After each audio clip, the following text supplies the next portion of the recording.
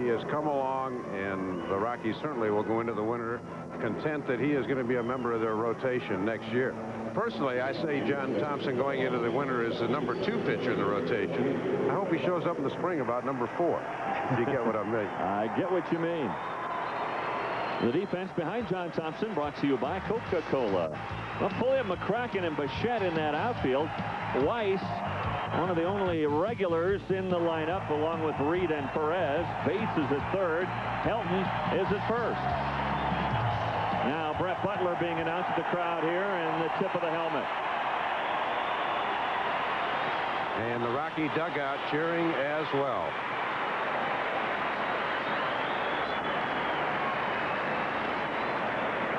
One of the class individuals in this game, Brett Butler, retiring after today. First pitch is a little bit wide. Bruce Fremming is calling the balls and strikes. Steve Ripley at first, Mark Hirschbeck at second, and Charlie Williams at third. Well, would it be appropriate for Butler to beat out an infield hit? That's what he made his living on in his career. Getting on base, one of the greatest bunters in the last 25 years. He and Rod Carew are the top 2 guys at that art in the last 25 years in the major leagues. Well, 558 stolen bases, 2,374 hits, and a bunt single. No, they get him by a step. Thompson comes off the mound to get Brett Butler. And I'll tell you, he had great touch on it. You just didn't get it quite close enough to the line. So Butler tossed out. If he'd gotten that just a little closer to the line where Thompson had to get it, he was out by the old half step. So Brett Butler gone, out #1. That'll bring up Adam Riggs. And Vin Scully was telling us about this youngster before today's game, and he said the Dodgers are very high on him. You say he may be one of the 15 protected on the expansion draft list. They like him an awful lot. He's been on course through their minor leagues. It's going to be interesting to see when that list comes out of the Dodger players. They mentioned people like Zeal and Karros that might not be on that list. Little tapper out in front of the mound, easier play for Thompson, and he throws out Adam Riggs. 2 up, 2 down. John Thompson doing it himself.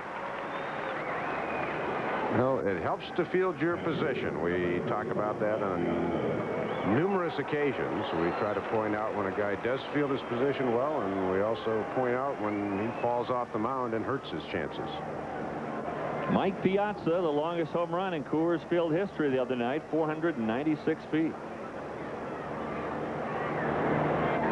And Larry Walker not in the lineup today.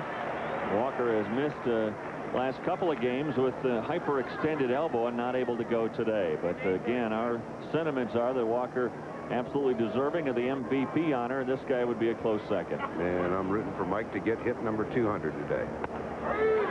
He already holds the all-time record for catchers with base hits. He surpassed Ted Simmons and Joe Torre the other day when he got number 194. 199 hits right now for Mike Piazza. Swing and a miss, and John Thompson impressive here in the first. He throws out Butler and Riggs and then strikes out Mike Piazza. The Rockies are coming up. Butler, his last game in the bigs, and yeah, we will miss a guy the caliber of Brett Butler, but he is playing center field, at least for now, for the Dodgers. On the mound, a youngster for L.A., Rick Gorecki, a big right-hander out of Illinois. The lineup that he'll face brought to you by the Rocky Mountain News. Leading off, Quentin McCracken, then Walt Weiss. Todd Helton playing first. Dante Bichette, one of the few regulars in the lineup. He is batting cleanup and playing right field. Jeff Reed also pretty much a regular behind the plate. Bates at third, Pulliam in left. Nafi Perez, he's become a regular. He's at second, and John Thompson on the hill. Rick Gorecki is a guy we've been reading about in the Dodger chain for 4 or 5 years. Last 2 seasons have been curtailed somewhat by injuries. He was a 19th round pick in '91. He pitched in Class A and Double-A ball this year as he was rehabbing from some shoulder miseries. Defense behind Gorecki, brought to you by Coca-Cola. For the Dodgers in that outfield, it's Ashley and Hollinsworth on the flanks of Brett Butler.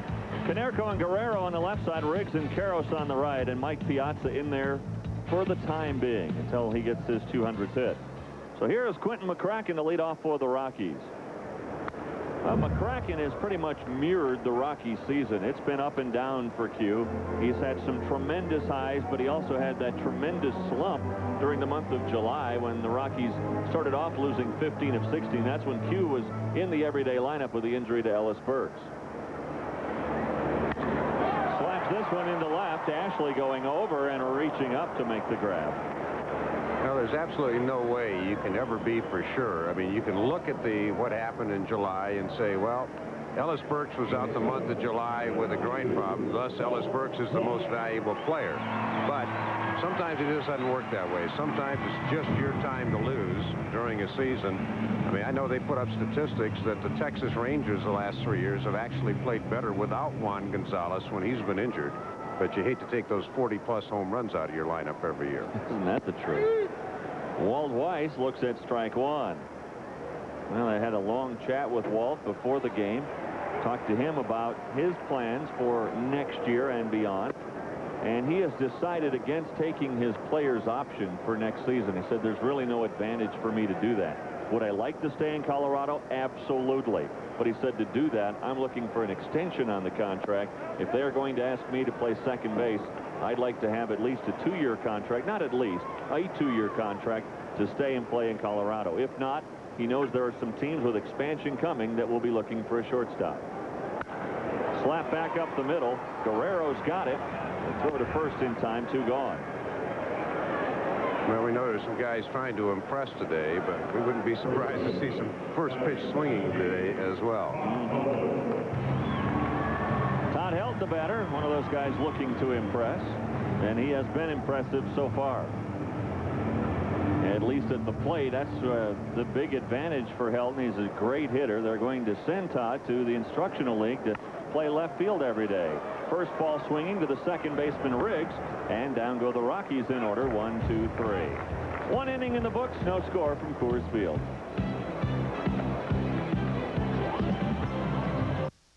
Andres Galarraga not in the lineup today. I was talking to him before the contest about his future plans, and he, like Weiss, would love to stay and play for the Rockies. He leads Bagwell by 5 runs batted in on the RBI race in the National League. Hey, fans, don't forget to enter the Name the Heisman Winner sweepstakes, a chance to go to the 98 Heisman Awards ceremony in New York. See Coors Light displays for details. Here's Eric Karros. First pitch over for a strike. John Thompson. He's fine. Swing the bat. Yeah, how did he take a pitch? Garecki's probably thinking this is easy. Karros with the game's first hit, a lead single here in the second. Now, in case you're wondering, back in 1919, the New York Giants and Philadelphia Phillies played a 51-minute 9-inning game. Of course, they didn't have television commercials in between innings then. I think reports in that game were it was towards the end of the season, nothing was on the line, and the pitchers each side went out through 1 or 2 warm-up pitches, said let's go, and the hitters were swinging at the first pitch. 51 minutes. We've had 51-minute innings this year. Half innings. Here is Billy Ashley. Ashley takes a pitch. Strike one. You know, you would go to the White Sox press box dining room, and up on the wall they have box scores from many games from the teens and 20s. And most of the games lasted an hour and 15 to an hour and a half. That was the typical length of a game back then. Well, for years in New York, a lot of times, I mean, the 1927 Yankees, their nickname was 5 o'clock lightning because they didn't start a lot of their games till 4 o'clock, and they didn't have lights then. But very rarely games went over 2 hours and 10 minutes. Ashley with a lot of power, has some holes in his swing though. Takes the ball, and it's 1 and 2. That was before ball clubs found out how much they could make on concessions. Yeah, absolutely. Well, certainly length of game a concern to not only baseball, but NFL talks about it. We'll visit on the topic in other sports as well. Punched into right, a single for Ashley.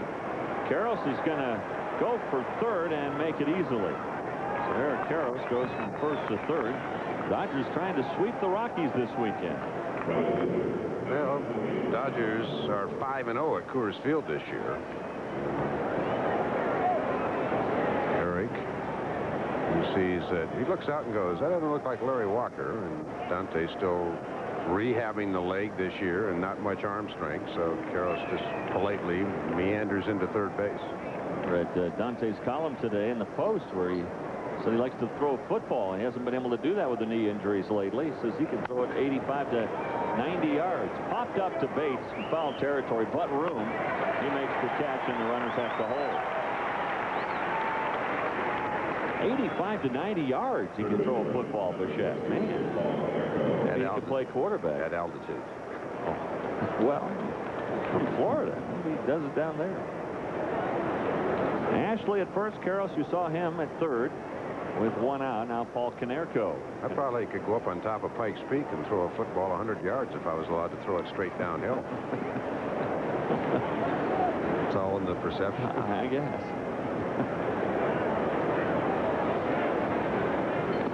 Is that the old daredevil? What was it, Evel Knievel?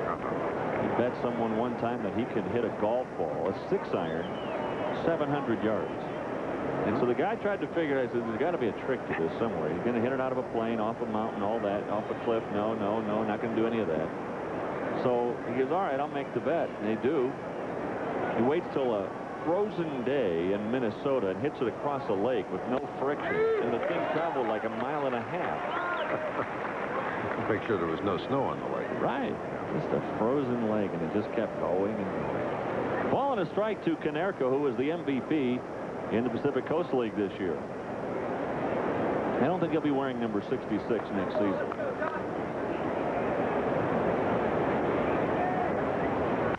On the ground, this is a double play ball if ever there was one. That's as easy as it comes. A two-hopper right into the midsection of Walt Weiss. So Thompson able to pitch out of the first and third jam with nobody out. No score as we head to the bottom of the second. No scores. We head to the bottom of the second inning. The Rockies this year as a team have hit 236 home runs, and that reminds us of one of the great moments of '97. May 29th in Florida. Larry Walker, Andres Galarraga, and Dante Bichette back to back to back. For Bichette, 24 home runs this year, batting cleanup here today, and he takes the ball outside. Didn't hit him against any slouch either. Alex Fernandez, one of the top pitchers in baseball. The Rockies, 236 home runs, a new National League record. Led by Larry Walker at 49. Walk not in the lineup. Boy, it killed him not to be able to play today because he really would like to have had number 50. 3-0 now to Bichette. He'll be swinging if he likes it. About the Rockies having their extra base string stabbed yesterday. It started when Pedro Martinez held them without an extra base hit, and it was Ramon Martinez that ended the streak yesterday when the Rockies were managed only to get singles. This day in baseball history brought to you by McDonald's. Oral Hershiser pitched 10 shutout innings against the Padres to extend his string of shutout innings to 59, beating Don Drysdale's Major League record September 28, 1988. I remember it well. I was there. It wasn't 93, guys. It was 88. Here's Jeff Reed. He has put up the numbers in '97. His future also uncertain, a free agent at the end of this season. He has made no bones about the fact that he would like to return to Colorado, and the Rockies would love to have him. A career high 16 home runs, a career high 45 ribbies. So far this inning, Gorecki hasn't thrown a strike. Mike out saying, see that thing that's about white up there, about 17 inches wide? I'm just kind of sitting up behind it. It's not moving. See if you can throw it over there. 6 straight balls to begin the second after getting the Rockies on, what, about 5 pitches in the first? Probably figured we didn't have enough time to talk about it.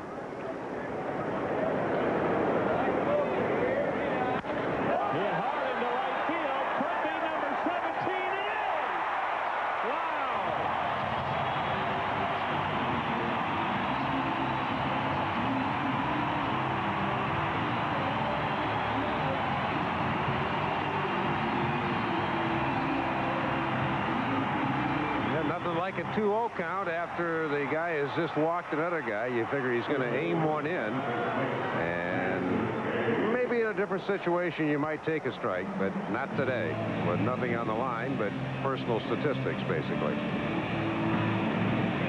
Jeff knew he got enough of it. Hey, fairly good play, but about it. Nice stop here by Riggs, but he can't find the handle, and Bates has an infield single.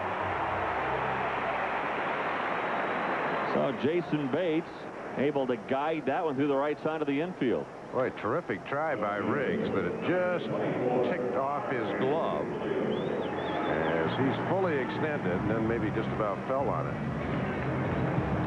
And for a guy like Jason Bates, it only has just barely over 100 at-bats.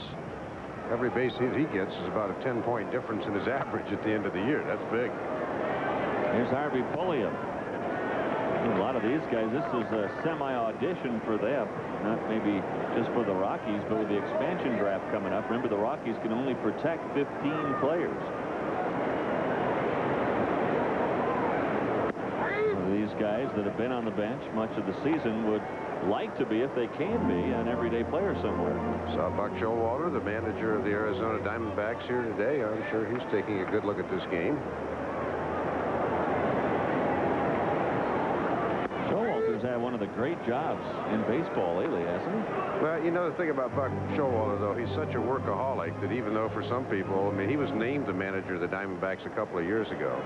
But trust me, he has crisscrossed this country scouting, and very much like Bob Gebhardt did back in the 1992 season prior to the expansion draft. Showalter's been doing that for a couple of years, so he's not one of those guys that's going to take the paycheck and head to the golf course. Rick Gorecki, they mentioned, missed all of last year with shoulder surgery. The year before that, he missed most of the season with a hernia. To first, Bates diving back in. 2-0 in favor of the Rockies. Might be the first time in this series the Rockies have had the lead. It is. Without a doubt. First time the other team didn't score in the first inning. Popped up. This will find the seats out of play in foul territory. And it's still 1-2. Although Frank Castillo certainly deserved a better fate. He pitched a good ball game yesterday. Rockies ended up dropping 3 fly balls, and all 3 of them hurt.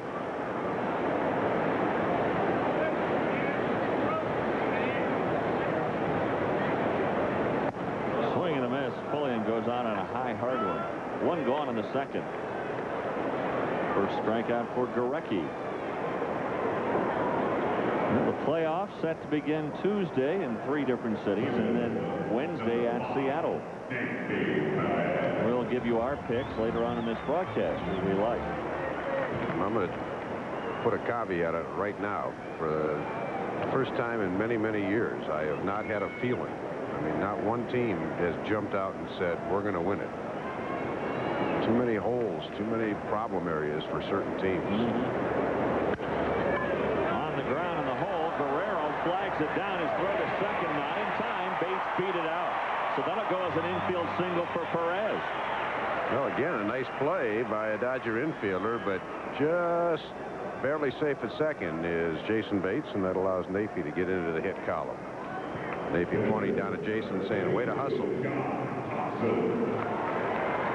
Guerrero, a long dive to Riggs, just safe as Jason. Ooh. I'm not sure if Riggs didn't come off the bag. That throw was close. So now first and second, and Thompson up to bunt. Takes a strike.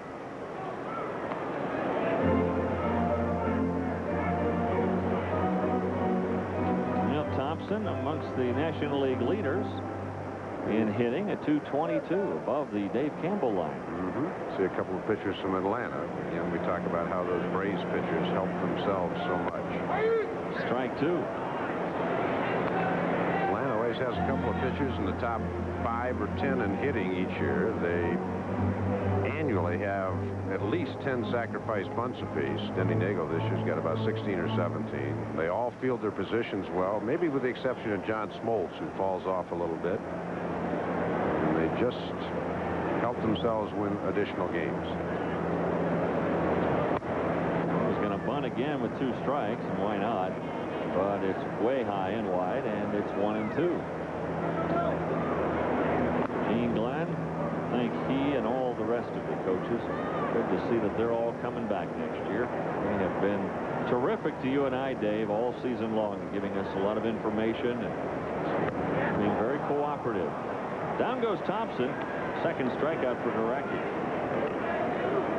Now you see Gene Glenn, Jackie Moore, Clint Hurdle, Frank Funk all returning. P.J. Carey. The Rockies every year will be alternating a coach in the bullpen, and they'll do it again. P.J. Carey will return to the minor leagues. And next year, Bill Hayes, the manager at New Haven, will serve as the bullpen coach. So it's good to have the entire staff back for the '98 campaign, along with Don Baylor, in case you were wondering. Groove set to go, and he's very excited about '98 already. I can only say amen to everything you've said. It's just one of those things where the coaches put in so many long hours, and we feel for them when, like, if the pitchers are doing badly, we feel badly for Frank. If somebody gets thrown out at the plate, we feel badly for Gene Glenn. If the hitters are slumping, it's just kind of that way. I mean, you get attached to these guys, you know they're great baseball men, and so much of their job sometimes is tied in with how the players perform on the field.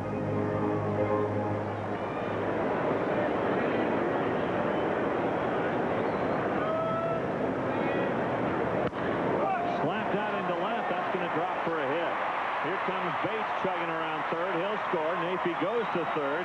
McCracken takes a wide turn, but returns to first base with the RBI single. 3-0 in favor of the Rockies. Well, Q's a quick study. First time up, he hit a blistering shot to left, and that was caught by Billy Ashley, so he decided to put a soft serve out there. Sometimes not how hard you hit him, but where you hit him. Jason gets congratulations. As Quentin went down and hit a pretty good pitch. That was either a changeup or a little splitter going down and away. So McCracken adds to his hit total and RBI total. And the Rockies lead 3-0. There goes McCracken. And the pitch is slapped into right for a base hit. McCracken will take third. Perez scores 4-0 in favor of the Rockies. Walt Weiss delivers the RBI single on the hit and run. Well, it's not exactly as though they're doing it against Chan-Ho Park, who was supposed to pitch today, or the big Dodgers in the lineup, but I'll tell you, the way the Dodgers have kicked the Rockies around in Coors Field this year, it's still good to see. Yeah, the Rockies 5-0 at Coors Field this year, but today it's the Rockies who have it going their way. 4-0 in favor of Colorado. Again, a win today gives them 83 on the year and matches last year's mark. Rockies finished in third place last year, 8 games behind. Right now the Rockies are 8 back. If San Francisco loses today and the Rockies win, they would finish 1 game better. It really doesn't matter much, except to those who keep track of such things. Todd Helton looks at a strike. He bounced out to second his first time up.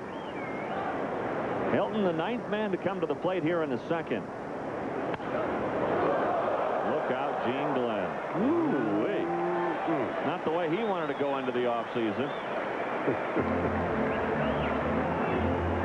Gene's got an 8:32 tee time tomorrow at Highway. He didn't want to miss that.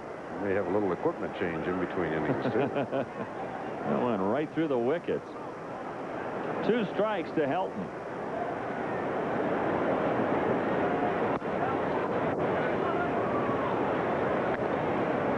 Boy, gorgeous day to close out the season. Good crowd on hand again at Coors Field, saying goodbye to the Rockies for '97.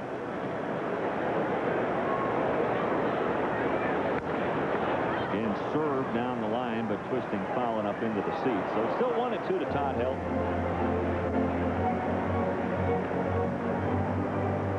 Dante again in his column today talking about Todd Helton, saying, well, they're sending Todd to the instructional league to play left field. He said, I guess I get the message that I'm going to be shopped around in the off season. He said, I understand. That's baseball.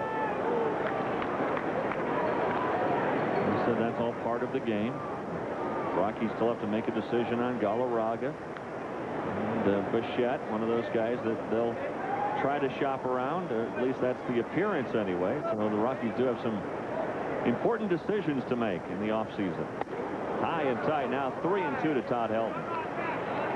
The Rockies, first inning, you documented about 5 pitches. Looked like it was going to be fairly simple for him, but he has labored here in the second. Yeah, he has. In fact, this will be his 30th pitch here in the second inning. Weiss will be off and running from first base. And that one looked to be ball 4. Helton liked it, though. It was a hanging curveball up around the letters. It's one of those things when you keep your hands back, even though you're expecting fastball, they get it up in your eyes. That's why the good hitters don't miss very many mistakes, because they keep their hands back, and then they can hit those balls. Fastball hit off the front foot. Helton pops back up.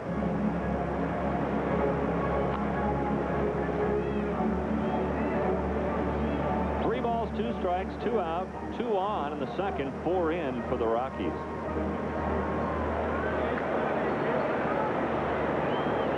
Rick Gurecki struggling here in the second inning.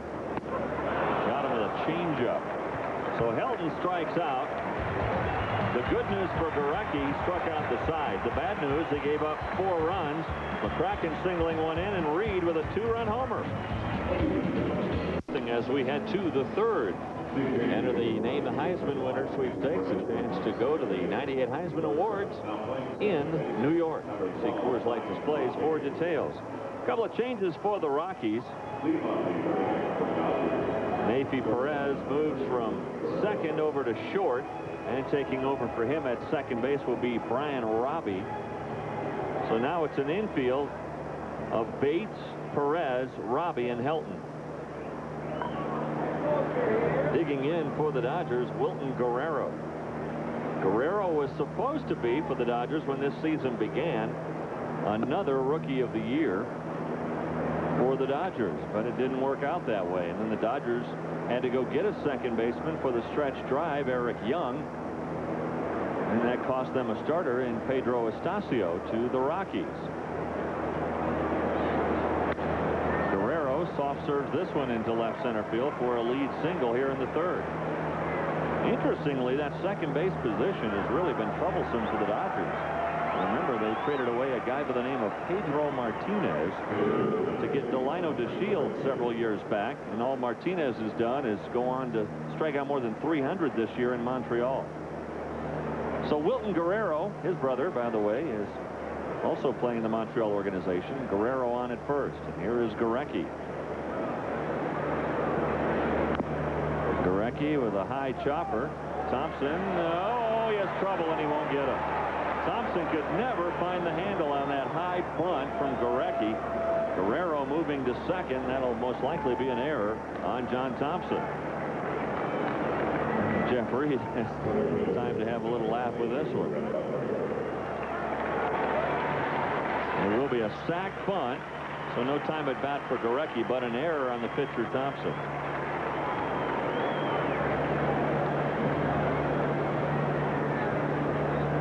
Get an out. Yep. 2 on, nobody out. Yeah, get 4. You don't want to give them back right away. So here is Brett Butler.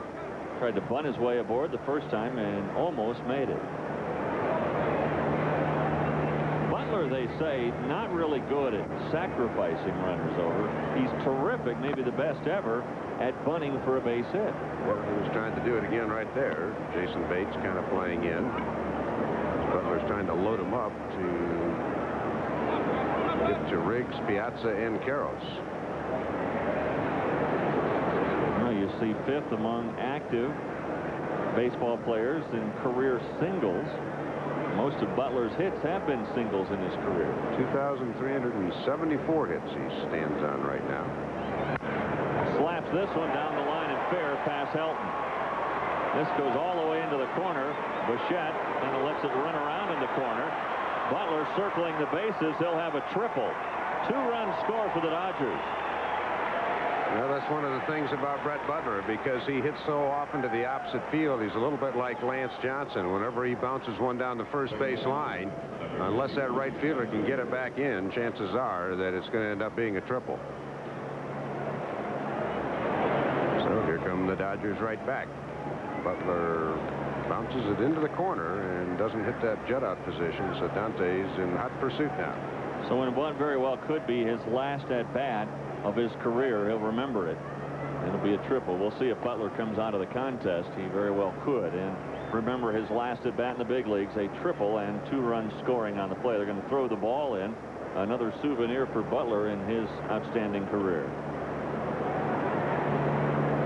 The Rockies, now their lead down to 2. Still nobody out in the third. Adam Riggs, the batter, infield back. And a strike call to Riggs. He bounced it back to Thompson his first time up. Well, even though a lot of different faces are out there today, it's still baseball. You make a mistake on defense, and you generally pay for it. Give a team more than 3 outs in an inning. Cost them at least 1 run with the pitcher directly coming around when he should have been out on the sacrifice. High and tight to Riggs, and it's 1-1. Thompson would love a strikeout here. Then he has to face Piazza.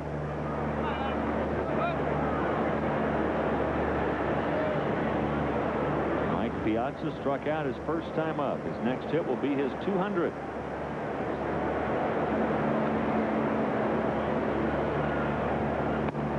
Swing and a miss. 1-2.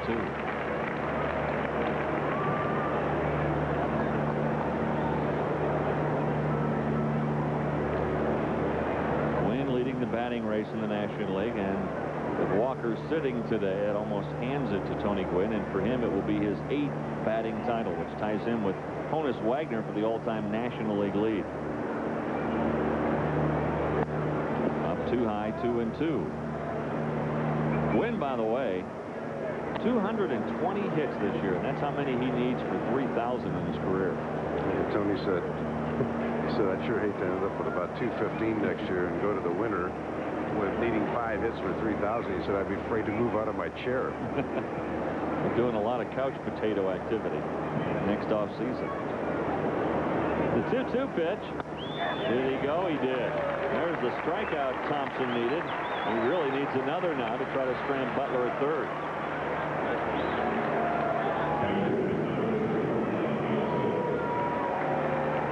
Life's better here when you get strike 3 call there.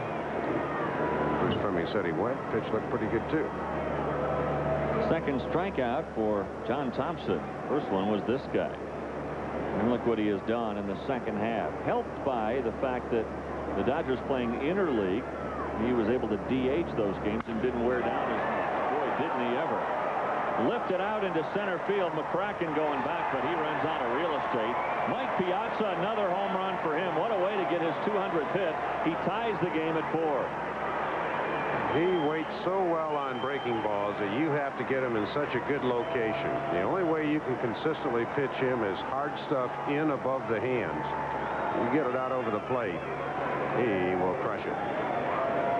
Look at the extension. Head down on the ball. Just great hitting technique and brilliant strength. Was Don Baylor telling us before the game? He said, I really have to go back in my memory banks to think of a better right-handed hitter than Mike Piazza. Started talking about Kirby Puckett, and Kirby had some years with 30 home runs, but you know, I've got to go with Piazza based on what I've seen for 5 years. I said last night when I was evaluating the MVP race, I said this guy has had 5 absolutely great years offensively, and Larry Walker's had a once-in-a-lifetime year. High fly ball to Bichette, shading his eyes from the sun in right field. He makes the grab. There are 2 gone in the third. So Karros retired. Well, we invite you, if you'd like sunny days like this, to start planning for Spring Vacation 98 to see the Rockies in Tucson. Call 1-800-8-WARM-UP for information on special travel packages, including airfare, hotel, great game tickets, and exclusive invitations to a barbecue with players or managers. Call 1-800-8-WARM-UP for more information. Here is Billy Ashley. So the Rockies get 4, and the Dodgers answer with 4 of their own the very next inning. John Thompson, only himself to blame, especially on the Rick Gorecki bunt. It cost him a run.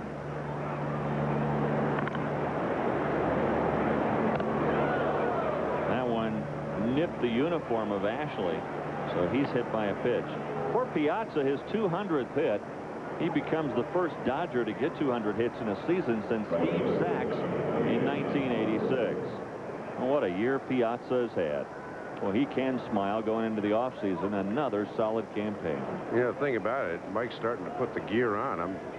You know, that gives him 39 home runs. We thought maybe if he got his 200th hit, he might come out, but now he may be thinking about 40 home runs. He's also thinking about hitting at Coors Field. He likes it here. Yeah, I'd say I think he's earned a spot on the all-opponent team at Coors Field. The longest home run in Coors Field history. He's hit 3 so far this weekend.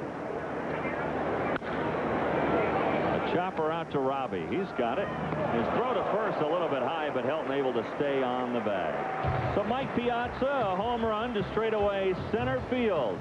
It looked and sounded something like this, and it tied the score at 4. Well, Mike Piazza does it again. Another home run, his 39th of the year, his 3rd this weekend, and that ties the score at 4-4. Another great moment. 1997. We'll all remember this one forever. Andres Galarraga, Kenny Rogers, 529 feet. Frank Funk said, "See that spot way up there?" Galarraga said, "I can't see that far." And that's where it went, though. Ooh, wow, that was large for Galarraga. Kevin Brown, the pitcher that day. Who did I say? I said Kenny Rogers. I meant Kevin Brown, and here I meant Dante Bichette. Number 25 for Dante to give the Rockies the lead 5-4.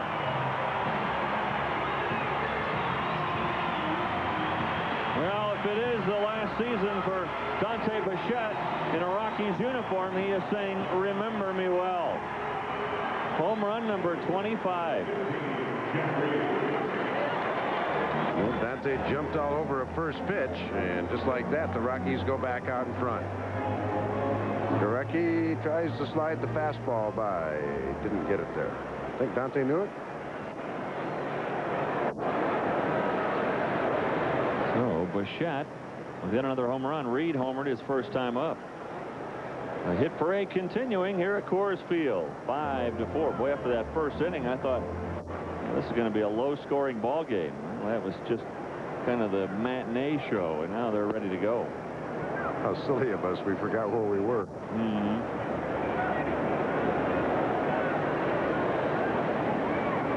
So Reed putting the finishing touches on a career year.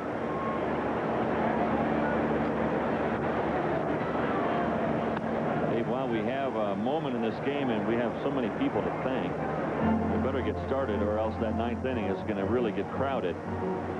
And we want to thank the members of our crew. I know you and I are up front here, and the people that everyone sees and hears, but so many people behind the scenes that help us out. And let's start with our camera crew, who have done just such an outstanding job for the 97 campaign. We want to thank Steve Brown, Matt Hupert, Bo McWilliams, Roger Meeks, Brian Peters, Ray Peterson, Brian Beach, Sam Hernison, Joe Kelter up here in the booth with us today, Don Maxwell, Jeff Sherrick, and Scott Maynard. All these camera folks have done just an outstanding job. We have so many more people to thank, and we'll do that as the game progresses.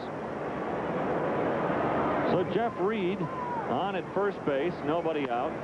Bates pops it fouling out of play. And I would also like to say that, in my opinion, and I've never worked in a television truck, but in my opinion, of the 4 major sports, baseball is far and away the toughest to cover because of the uniqueness of the field, its spread out nature. Whereas you've got football confined to a 100-yard field, basketball to a smaller court, and hockey. So you've really got to be talented to work in any facet of baseball. And well, I'll tell you, any director will tell you, if they got a great camera crew, it makes the job a lot easier. Well, even in golf, which covers a much greater area, in golf you generally know where the shots are going to go. In baseball, you have no clue. Yeah, I mean, Jason Bates is up there, and he could hit this ball anywhere from the 350 sign down in the right field corner to the 347 and left. And we've got to be ready. Everybody's got an assignment. Somebody's going to be following the runner. Somebody's got to follow the ball. I'll tell you, if they don't do it, things don't look good. And they do it well. Bates, an infield single his first time up. The 2-1 pitch is ripped into the corner beyond the 350 mark. We cover that one well and show you a fan who makes the play. 2 balls, 2 strikes. You know what I heard? I heard a little rumor yesterday. And Geb even told it himself. Gebhardt had a foul ball in his booth and missed it yesterday. Yeah. He won't be signing himself. He was a pitcher anyway. How come we've been up here, you and I have been here 2 years, and I've been here 3. We have not had a foul ball come in our booth yet. I asked our radio. Why is that? I don't know. I asked our radio guys. They said they've had 2 in Coors Field history. Ball 4. Bates takes that one. Reed was running, but he'll be able to slow up and stop and go into second. So the Rockies starting the 3rd, much like they started the 2nd, and their first 3 men aboard. A home run and 2 walks, and now Harvey Pulliam. Michael Judd warming up in the bullpen. We figured to see him today at some point. One of the famous Judds. Mm-hmm. No relation to Ashley. That one got a piece of Bruce Fleming. He's saying that's all I needed before I head to postseason. Piazza just reached in Fleming's pocket and took a ball out. And Bruce, you probably umpired the first game of the year behind the plate, and you get the last one.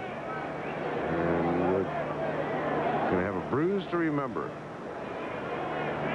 Bruce is not amused.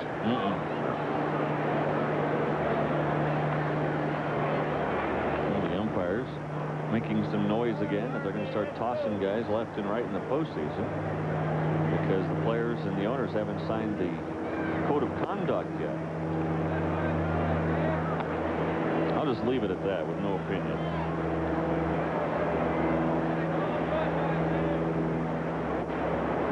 I got a lot of opinions. I just figure I'd be better right now to keep them to myself. Me too.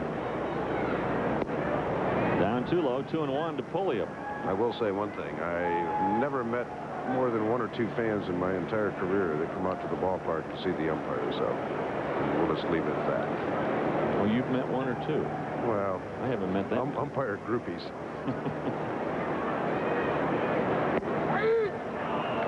That one, a slider over for a strike, and it's 2-2 now to Pulliam, who struck out his first time up.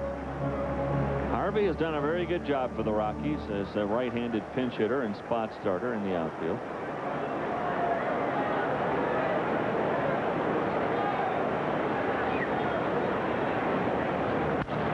Off the end of the bat, he's going to need a new one after that one goes foul.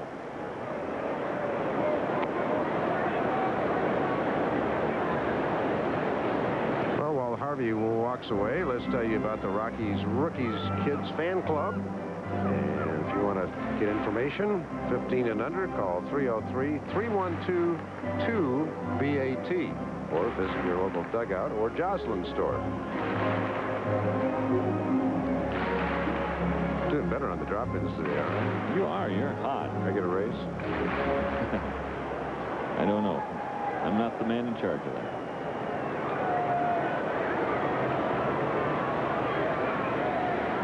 Two balls, 2 strikes to Pulliam.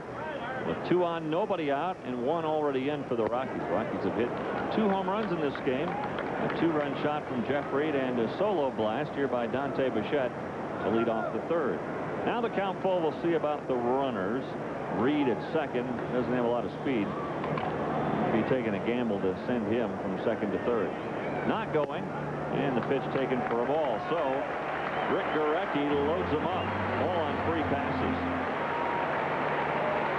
Dave Wallace conferring with Bill Russell. He started to come up the steps. Still poised, still poised. And here he comes. But he's on a sprint, so that might mean that he's going to give Gurecki 1 more chance to get out of the inning. And while he does that, let's thank our videotape crew: Scott Bay, Drew Hunt, Wright Hugus, Al Lohberger, Mo Gardner, Matt Keller, Tom Hayes, Al Silvestri, and Marion Franta. They all helped us back in videotape this year, bringing you the great replays of all the exciting highlights of Rockies baseball. They're also the ones that we had to beg and cajole to burn a few tapes when we thought we said something stupid. So the base is loaded for Neifi Perez. Neifi singled, an infield single, and the hole his first time up. Rips this one into the corner. At least two will score. Reed and Bates coming home. Going to third, Pulliam, and in with a double, Nafi Perez.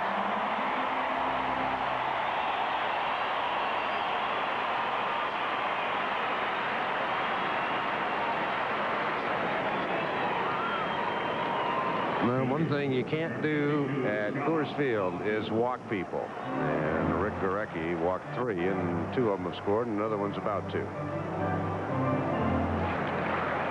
Good effort at first base by Karros, but it just got past him. So a double for Nafi Perez. Runners at second and third now. The infield comes in for the Dodgers. Still nobody out in the third. The batter is John Thompson. Ball 1 to Thompson.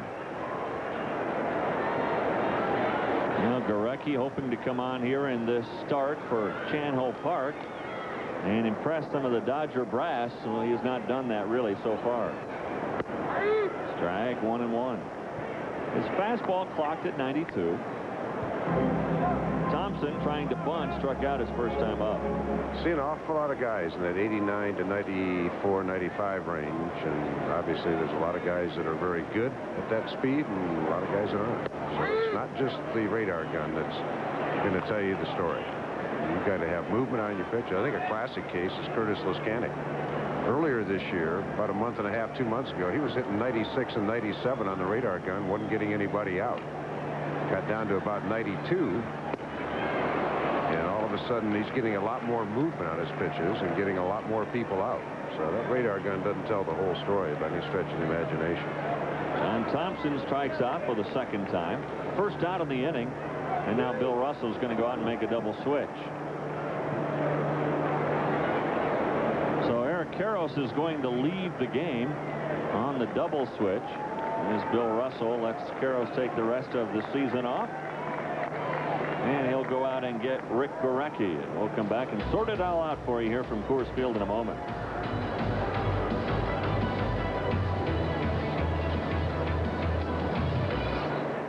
For Pulliam and Perez on the base paths. Hey, fans, pick up the Rocky Prep section every Thursday in the Rocky Mountain News. Make sure to check out our Prep Sports website at www.rockypreps.com. If you live here, you get it. Call 1-800-892-NEWS. Henry Blanco takes over at first base on the double switch for Eric Karros, and the new pitcher for the Dodgers is Michael Judd. So Judd coming on in relief of Rick Gorecki. San Antonio and Vero Beach this year, 10-7, as you can see, 3.16 ERA. He led all Dodger minor league pitchers with 169 strikeouts. Charlie Stark wants to know this, our producer, if they time his pitches with a Judd's gun instead of a Jugs gun.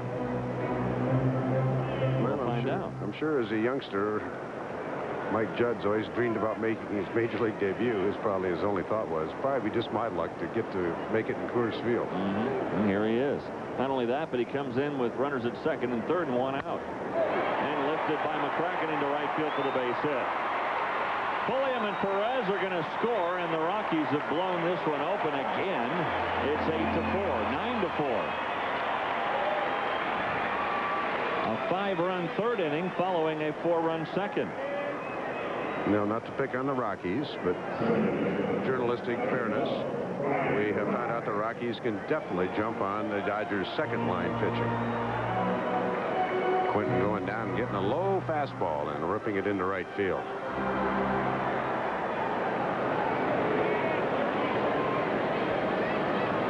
So McCracken with a 2-run single. He's aboard.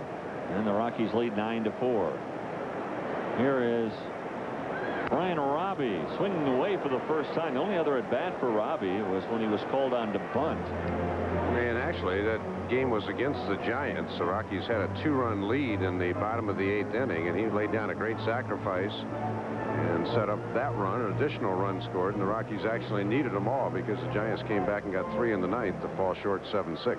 But that was earlier in the week before the Giants had clinched. Robbie really picked up from the Seattle organization to help out in the minor leagues more than anything. but giving a look here today. And you never know with expansion and all that what's going to happen. On the hit and run, the throw down from Piazza not nearly in time, and McCracken has a stolen base. You know, Q had a huge jump. Piazza, no shot whatsoever. 3 full steps.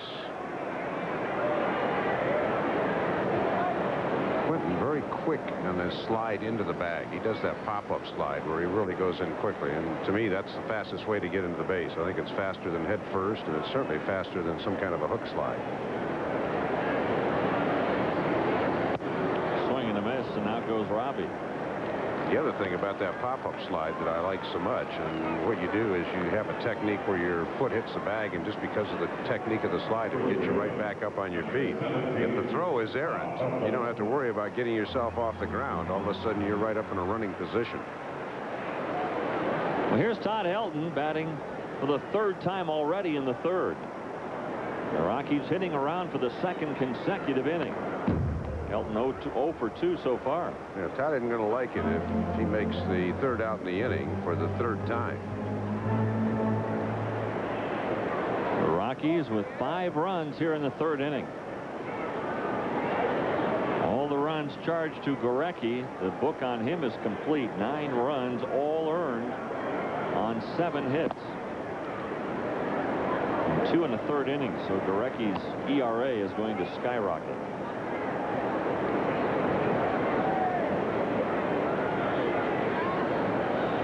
Leave a sour taste in Gorecki's mouth as he heads for the offseason.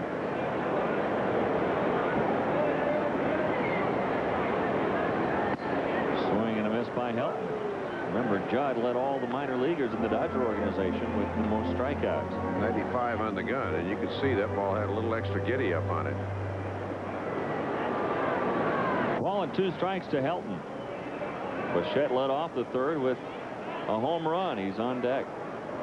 Helton can keep it alive. 1-2 pitch is outside. I'll tell you one thing, this is another guy the Dodgers are going to have to consider protecting. You see an arm like that, and all of a sudden, whatever scouts are in the stands and whatever people have scouted him in the minor league level, they're going to go, whoa. Got him with a changeup, so a 95-mile-per-hour heater and 84-mile-per-hour changeup. Judge strikes out 2 of the 3 bases, but the Rockies have blown it open, leading 9-4. Well, we go to the 4th inning in this slugfest. 9-4 in favor of the Rockies. The Rockies with 2 home runs. Mike Piazza, home run for the Dodgers.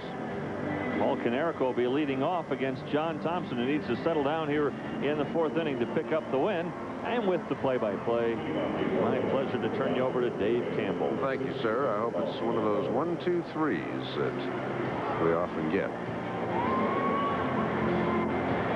Scoreboard, nothing of huge interest because all postseason slots are decided. We'll just run some scores by you in case you happen to be a fan of one of those clubs. Cincinnati Reds today closed out their season beating Montreal by a score of 11-3.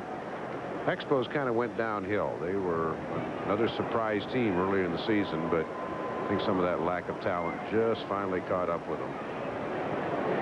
Over 162, it generally shakes itself out. What's amazing is, despite their lack of talent, what talent they have, namely Mike Lansing and Pedro Martinez, they're trying to unload.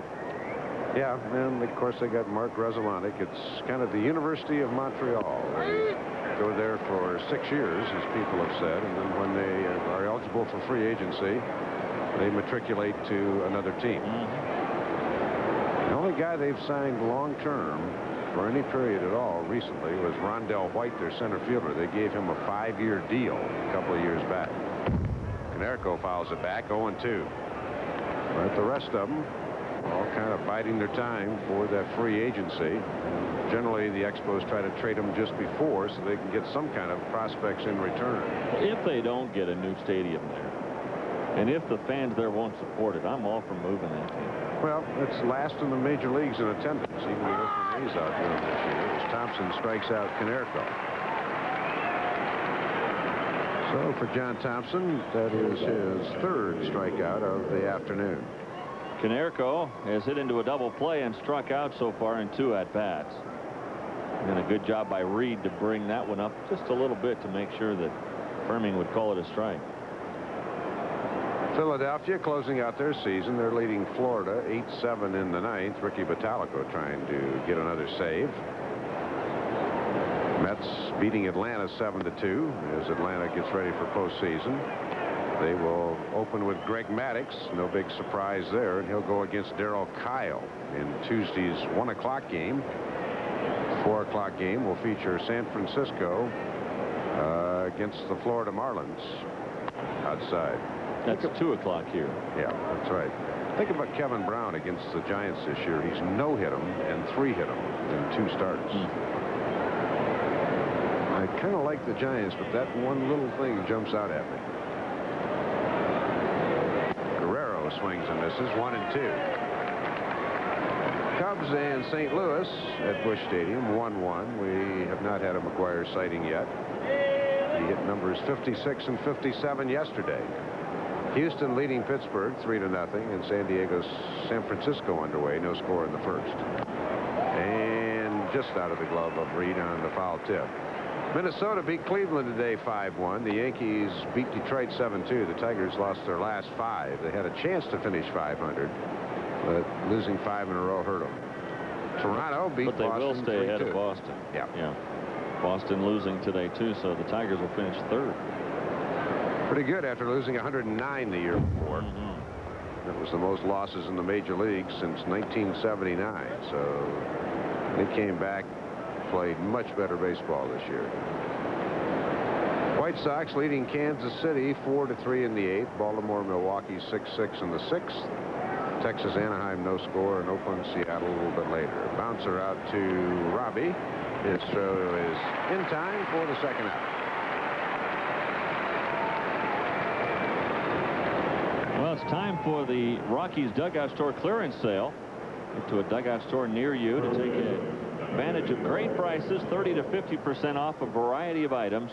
Won't last long. Get there soon at a location near you. Here's Henry Blanco out of the Dodger farm system. He has taken over at first base.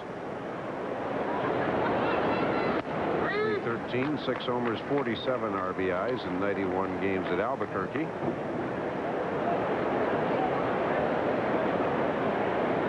Came up earlier with the Dodgers, had a hit in his first major league at bat.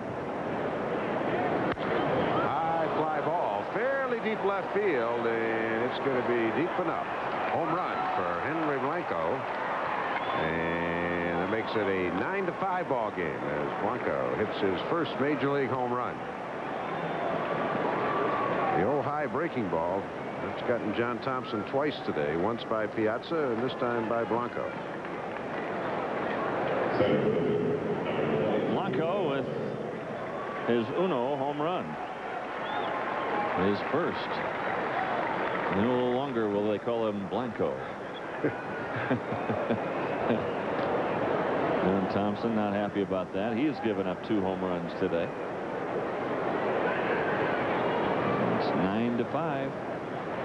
Butler stays in and takes the strike. Butler probably thinking, hey, it's my last game. I might as well just stick around. Well, he might leave after that 2-run triple. It's outside. 1-1.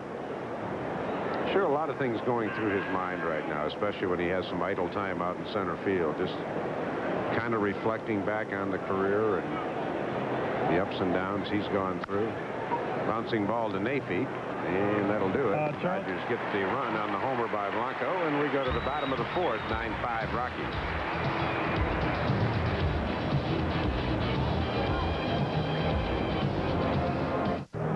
Last day of a season.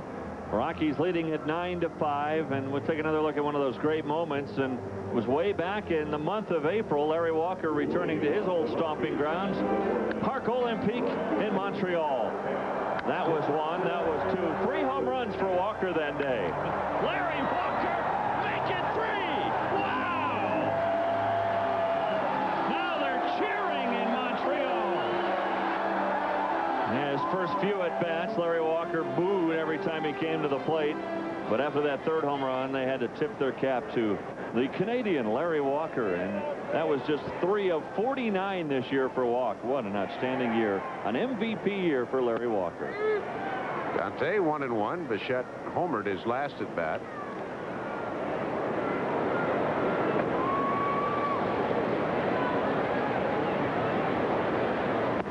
And that ball's outside. 2-1. Mike Judd working his first full inning. He came on with 1 out, gave up a run-scoring single to Quentin McCracken, a 2 RBI single, and then struck out the next 2 hitters.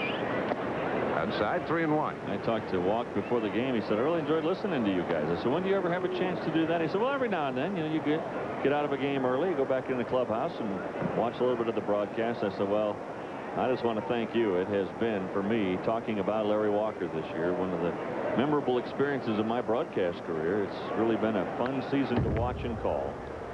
I shook his hand before the game, and I said, congratulations early. I am fairly positive you're going to win the MVP, and I'm too cheap to send you a telegram. So. I believe that. How am I going to find him out in a fishing hole up in British Columbia anyway? Dante a long ways, but fouled to left field. Get the sense Dante's trying to go out with a bang here today.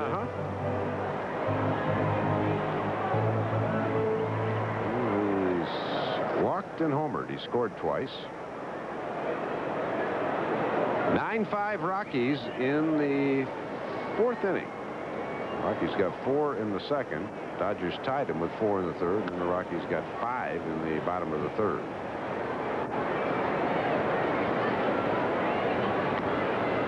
What's the pitching matchup for tomorrow? Don't know. Yeah. All I know is just pray for sunshine. Get out on the golf course. 4. Yes. I hope I'm not saying that too often. Well, it's okay in a par 5.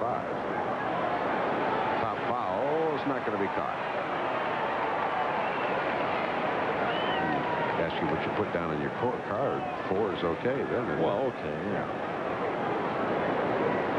Score 4. I'll take a 4 on every hole. 72 is okay? Yeah. Be terrific. Some of those guys at the Ryder Cup might have taken 72. Ooh. Well, they played well in singles today. But they really got too far behind going into today. Dante, chopper down to Canerco at 3rd. Not in time. Oh, he really took his time, didn't he? What was he doing? He really did, and Dante wasn't exactly running full speed either. Canerco plays this one like, well, this will be easy. Look at him, just kind of da-da-da-da-da. Whoops. I'm not so sure he wasn't out anyway, but still, Dante thinking this is a tapper. Well, all right, I'll go. No one more surprised probably than Dante that he wasn't out. Well, you saw Dante about the last 20 feet cruise down. He was ready to make a right turn. Strike call to Jeff Reed.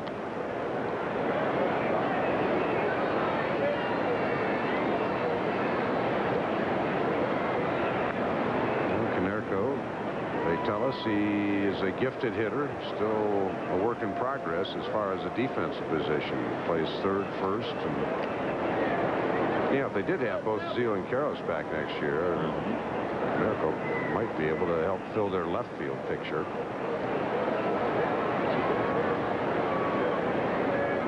No balls and a strike to Jeff Reed.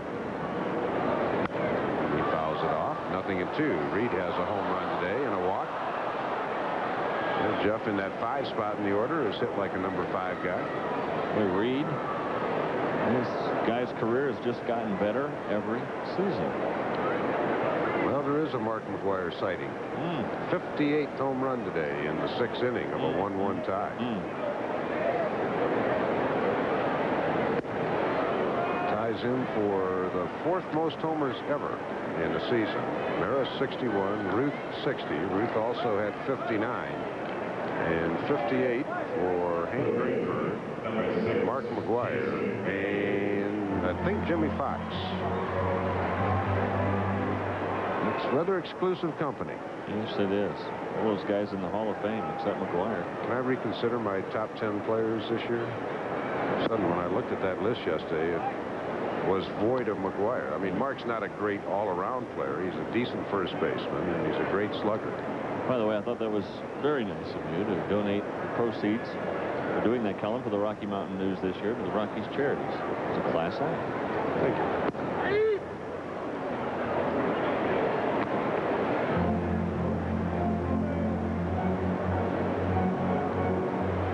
1 strike to Jason Bates.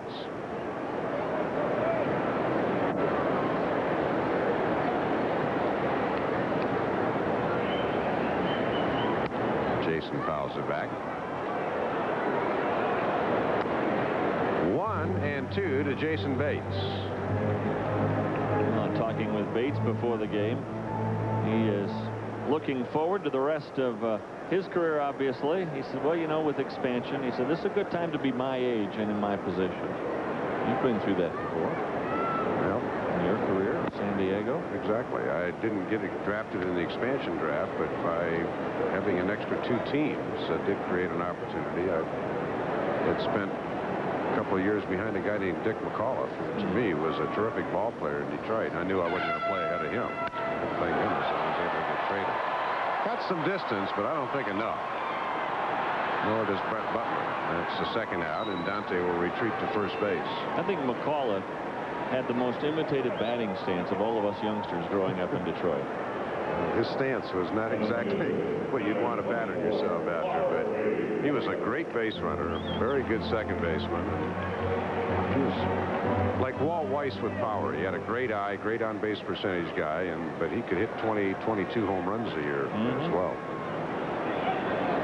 Kind of one of the unsung guys when the Tigers had that great run in '68.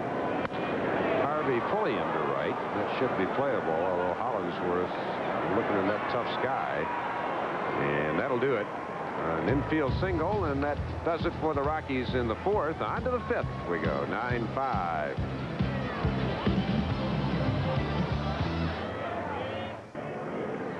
Well, here is today's baseball trivia brought to you by the Colorado Lottery Cash 5.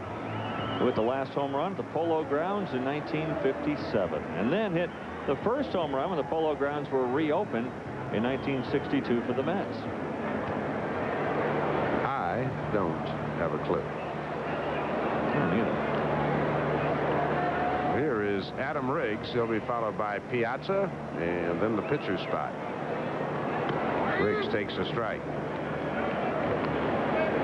Adam, another kid, if you read some of those papers like Baseball America, Baseball Weekly, that talk about minor league prospects, his name has been in the Dodger mix for the last 3 years or so.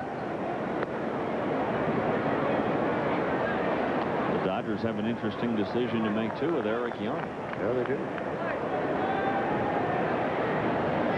Talking to Ben about that before the game, and Mr. Scully said, well, you'd hate to think that we didn't get Eric Young for more than just the stretch drive, so we gave up another starting pitcher. Riggs, a base hit, and he's hustling like he's going to make it a double, and guess what, folks? He is. Borrowing a page from Larry Walker, he was sprinting out of the batter's box, and he just gets himself a lead double here in the 5th inning. Man, his legs are motoring. Watch how, look how fast these legs are going.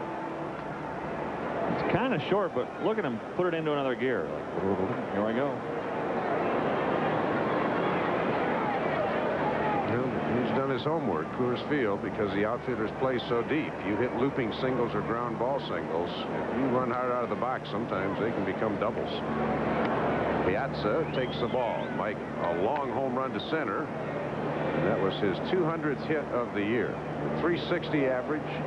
For a catcher, you have to go back to 1930s to Bill Dickey of the New York Yankees. He hit 362. I was thinking about what Don was saying about maybe the best right-handed hitter we've seen. Fly ball to right. I don't know. Dante going back back and looking up, and it is his 40th home run of the year. How about that? So Piazza stuck around long enough to hit number 40. An inside-out shot to right field. So Mike Piazza makes it a 9-7 game. I was thinking you have to go all the way back to Joe DiMaggio, really, for the last great right-handed batter. And Mike Piazza, number 40 today, numbers 39 and 40, both two-run homers in this one. And it looked like kind of a wedge shot out there to right field, but it just kept carrying and right up over the scoreboard, bouncing up over the scoreboard, then back onto the field, but ruled a home run. Piazza gets numbers 39 and 40 today. Hits 200 and 201.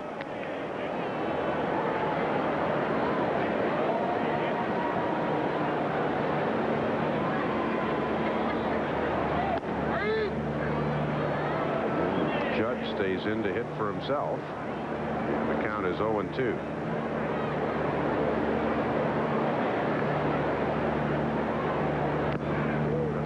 At the plate. Count stays 0-2 to Mike Judd.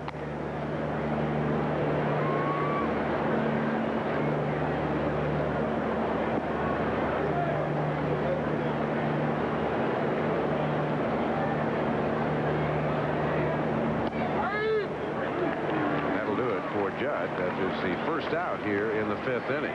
So Don Baylor giving John Thompson every chance to get a win here this afternoon. Doesn't have anybody warming in the bullpen. 4th strikeout for Thompson. Rockies baseball brought to you by Domino's Pizza. For hot and wow, call Domino's now. Here is Billy Ashley. He has a hit and a strikeout today. A lot of you folks may have seen the ball that Piazza hit in Los Angeles that went over the pavilion. The first man ever to do that in a game in left field at Los Angeles. They tell us Billy Ashley does that on a semi-regular basis in batting practice. That's how strong this guy is, but he's got a lot more holes in his swing than Piazza does. Oh, yeah. Piazza looks like he's packing it up for the day. For the year. What a year. Terrific year for Mike Piazza.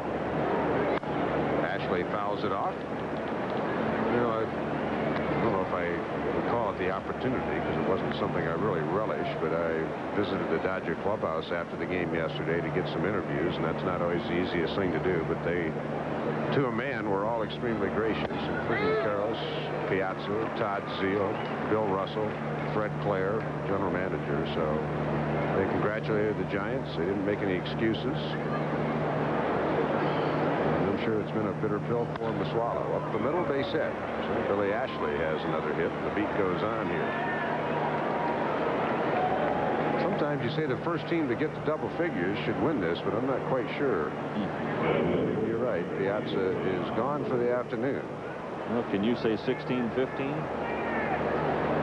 I don't think it'll have quite the dramatic impact that the other one did, though. Not at all. So 1 out, and Hollinsworth the hitter. Well, for the Dodgers, they're going to remember about this year their terrible start. They just really pinned themselves into a corner. Came back, and then they went into that stretch in September where they lost 6 of 7, including being swept by the Rockies last weekend in L.A., and that's what knocked them out of the race. Dodgers at one time were 8 games back before they began their charge. And as we've seen, sometimes when you begin that charge and it's such a long uphill grind, this ball's hit a long ways, and we may be tied. We are tied. 9-9. So Hollinsworth gives it a ride.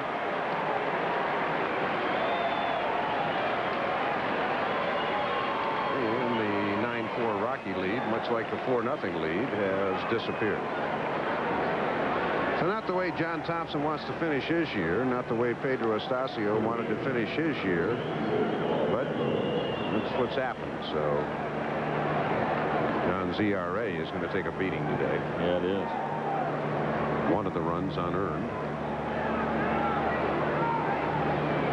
That was his own error. 4 home runs for the Dodgers this afternoon. 2 for Piazza, 1 for Henry Blanco, and now Hollinsworth goes to the deepest part of the yard. Here's Canerco, and he looks at a strike.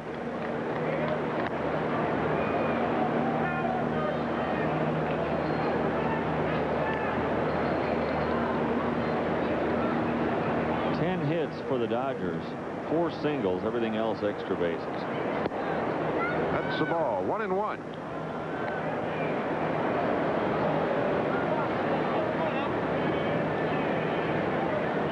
Well, Frank's not calling his manicures to get an appointment tomorrow, so I'm sure there must be somebody getting ready to get up in the pen. 2 balls and a strike. Funny thing, the last 2 starts here at Coors, it appears to me that John Thompson has had very good stuff, but he has not located well at all. He's had far too many pitches. He's been wild in the strike zone. He really hasn't had a good start since that one in Atlanta. Nafee, and that's the second out in the inning. So Canerco is 0 for 3 today. He is the lone Dodger not to make base today. So Thompson going into the offseason, he'll have some great moments to remember, including 2 great starts in Atlanta and that one we showed you in Florida and several others as well. But we'll also remember the last 3 starts. A loss to San Diego, giving up 5 runs in 6 innings. His last start against San Francisco, 3 runs in 4 ineffective innings, and then here today. 1 ball to Wilton Guerrero. Guerrero, a guy who won the second base job coming out of spring training, but the Dodgers went and traded for Eric Young, and as we have seen, young Adam Riggs is waiting in the wings as well. One of the reasons they may have taken a look at Guerrero today at shortstop is that if Greg Gagne does hang it up, they're going to be looking to fill that hole.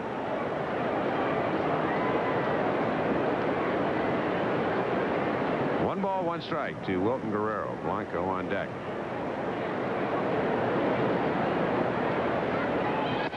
Pitch is missed. 2 balls, 1 strike. I don't think that hasn't gone unnoticed by Walt Weiss.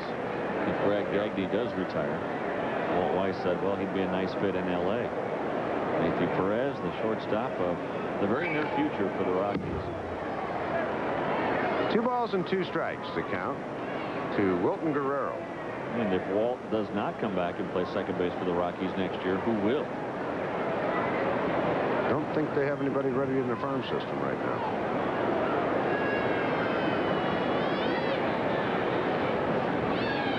Guerrero, a little dribbler up the first base side. That's going to go foul. Walt Weiss not there catching in the bullpen now. Maybe that'll be his new position, catcher next year. Well, Biggio went from catcher to second. Maybe he can go from short to catcher. Walt saying, hey. Walt wasn't ready to go in the clubhouse and take a shower yet. So Steve Reed starting to listen. Piazza, the first Dodger player 40 home runs since Duke Snider back in 1957, 40 years ago. So again, congratulations to Mike Piazza. Sensational year. He was not the reason the Dodgers are not going to postseason.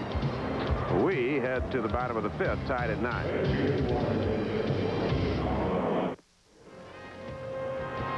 Rockies baseball is brought to you by Bank One, the home of Rockies banking. Bank 1-to-1, member FDIC. By Domino's. For hot and wow, call Domino's now. By AutoZone, the best parts in auto parts. And by U.S. West. Life's better here. Well, this 5th inning getting off to a flying start for the Rockies as Nafee Perez lays down a beautiful bunt and no play for Michael Judd. So Perez with his 3rd hit of the afternoon. Tom Prince, the new catcher behind the plate, taking over for Mike Piazza. Vanderwall hits for Thompson. Pop foul. I don't know. It's going to be close, and it's no gimme even if it stays in play. You could tell that one was not going to be handled easily. And Erico kind of ran a circle route. Colorado Rockies baseball has been brought to you by the Rocky Mountain News.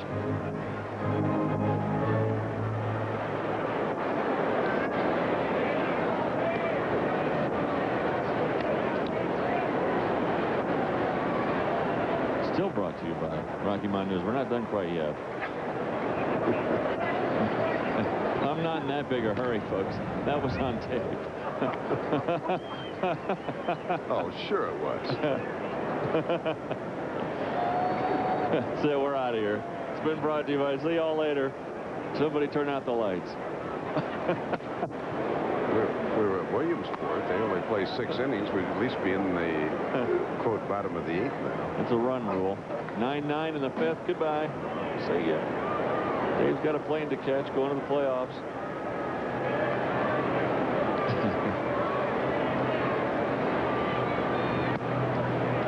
One and two. Would this be an appropriate time to thank our audio people? Oh, absolutely. Jeff Yulbert, Brian Lingo, Dave Zur, we thank them for their terrific work this year in audio.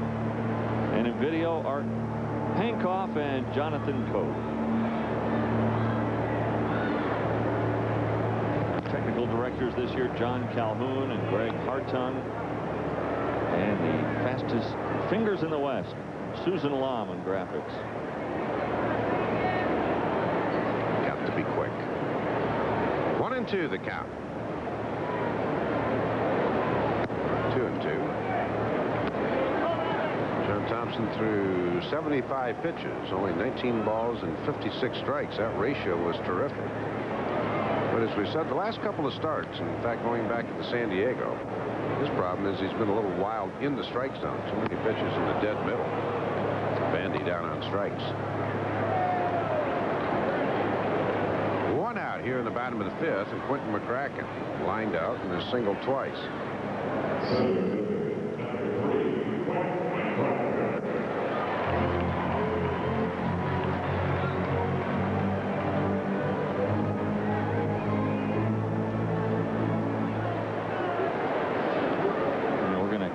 Picks here, Dave, who we like for the upcoming playoffs that begin Tuesday in Atlanta, Florida, and New York. Pitch out. Let's see. I like the Braves over the Astros. So do you. I like the Marlins over the Giants. You take the Giants in that series. Punch. And in the championship, we both like the Braves.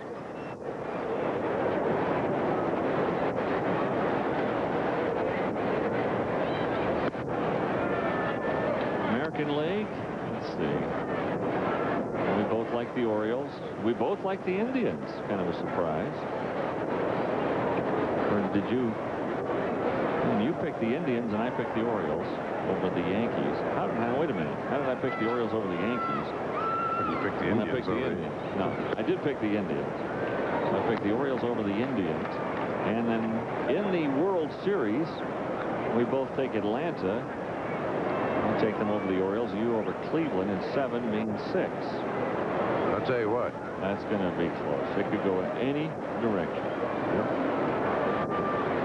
It's any one of the 8 teams that legitimately could make a case. I mean, the Giants statistically really don't match up with any of the other 7 teams, but then again, statistically, they didn't match up with the Dodgers and Rockies this year either. Not at all.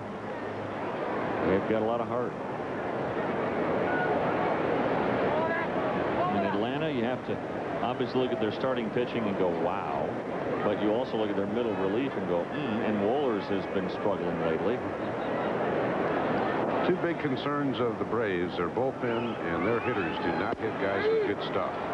Throw through, and out goes Nathan. So he's cut down trying to steal by Tom Prince. Good pickup by Guerrero at short, too. On a short hop at second. Perez going. And then the throw down. Watch the pickup. It's a tough play, and Guerrero makes it look pretty easy. I'm just wondering if Quentin missed a sign there. Line drive center field base hit. Why on a 3-1 pitch with 1 out and a runner going, why are you taking? That's a time to hit and run trying to find a hole. So I don't think that was Don Baylor's doing. I think Quentin missed a sign.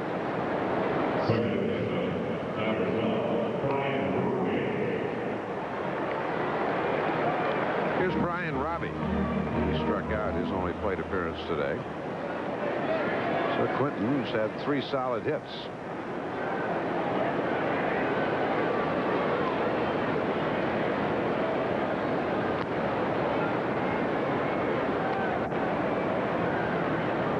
Rockies aren't going to protect McCracken. They might be well to get him out of the game before Buck Showalter gets much more of a look at him. He's hit the ball hard 4 times today. And the Dodgers still pitching out. 1 ball and no strikes.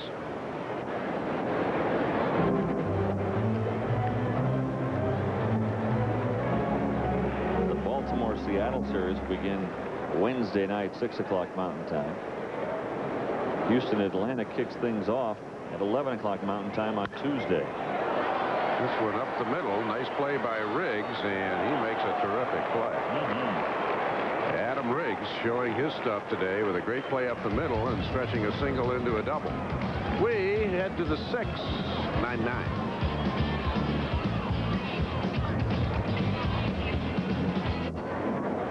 Welcome back to Coors Field with Dave Campbell. I'm Dave Armstrong, putting the finishing touches on the 97 season. And what a way to go. So far, 18 runs, 21 hits in this one. Yeah, I think John Thompson obviously has got to be disappointed. I mean, twice his club's given him huge leads as he's looking for victory number 8. But it's the way it goes sometimes in baseball. So Steve Reed comes on and takes over for John Thompson. His day is done, and Reed pitching here in the 6th inning in a 9-9 ball game. Long ball by the Dodgers, 4 home runs for them. The Rockies have countered with a couple of home runs themselves, one from Bichette and one from Jeff Reed. So Reed and Reed the battery right now as we'll take a look at the Dodgers here in the 6th. It'll be Blanco, who has homered, then Brett Butler, and then Adam Riggs. So Steve comes on, and we'll see if he can get a 1-2-3 inning. Both clubs went 1-2-3 in the first, and everybody was swinging at the first pitch, and you had the feeling, hey, this is going to be a 2-hour, 2-1 game. Oh, contraire. Then they remembered, oh, wait a minute, we're at Coors Field. Well, it's a 2-hour, 9-9 game, and it's only the 6th inning. What time's your flight? 5:40. But it's just a hop, step, and a jump to DIA. If you're Superman. If you wear a cape. I still can't believe you made your wife wait around all day to drive you to the airport when there's some lonely cab out there waiting for someone to take to the airport. Exactly. They're always there when I want to find one. 1-1.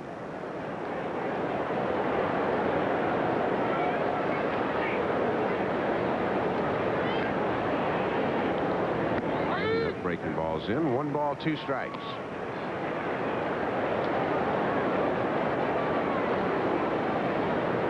Mets closed out with a victory today, so Atlanta will finish the season with 101 wins. It was Denny Nagel getting the loss in that one. He didn't pitch too well since he re-aggravated his non-pitching arm. So Steve Reed throws out. Then Blanco. Well, we have the answer to our trivia question. Last to hit a home run at the Polo Grounds and then hit one when it reopened for the Mets in '62. Well, it was Frank Thomas. Played for the Pirates then. He hit the last home run in '57. Then in '62, as a member of the Mets, he hit the first home run there. A trivia question brought to you by the Colorado Lottery Cash 5. Win $20,000 in a heartbeat. Ellis Burks says he wants to come in and pitch. It'll be the first time Don Baylor ever brought in a non-pitcher to pitch. I think Ellis might be just having some fun in the bullpen today. I wonder what his ERA is. 0.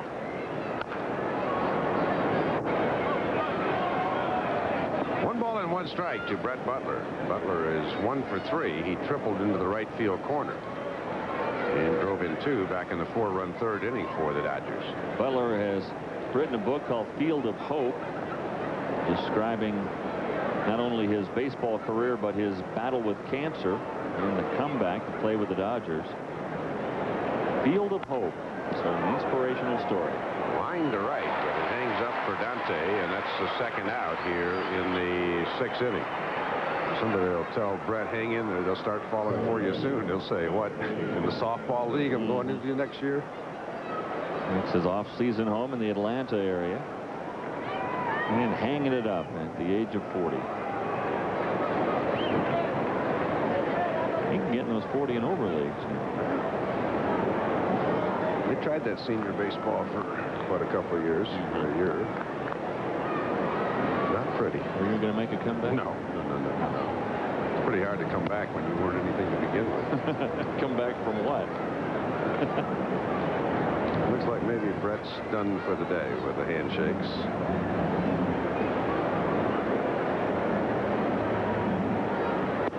Breaking ball strike. That's tough, isn't it, when you finally have to hang it up? Yeah, at least he's going out under his own terms. So. Yeah. You know, for a lot of ball players, it doesn't work that way.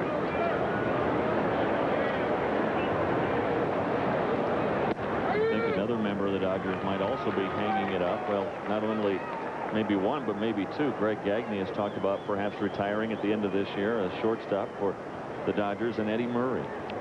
Eddie Murray is surefire Hall of Famer. No question about that. I think he would like to play again.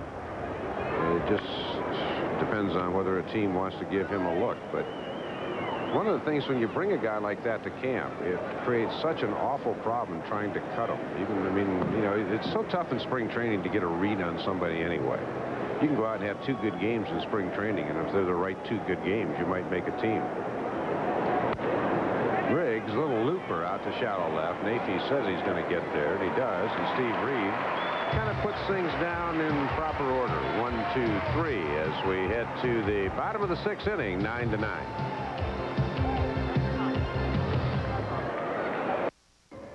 Well, we don't have time to summarize the entire game. After all, it is 9-9. But we can tell you that Mike Piazza has hit 2 home runs today and has exited the contest. Numbers 39 and 40. First Dodger to hit 40 home runs since way back in 1957. So Piazza putting the finishing touches on an outstanding 1997. And for him also over 200 hits. Gary Ingram goes into center field to take over for Brett Butler. And now on the mound for the Dodgers will be the Fernando Valenzuela lookalike, Dennis Reyes. He'll face Todd Helton leading off, and then Dante Spot, and then Jeff Reed. Ingram will bat in Karros' spot, the number 4 spot in the order, which became the pitcher spot in the last double switch, and the pitcher will bat in Butler's spot. That make sense? Oh, fine with me. My scorecard is not what you'd call real organized today. We're 1 up, 1 down here in the 6th inning. There's only one thing I want out of this game. 8.5 innings.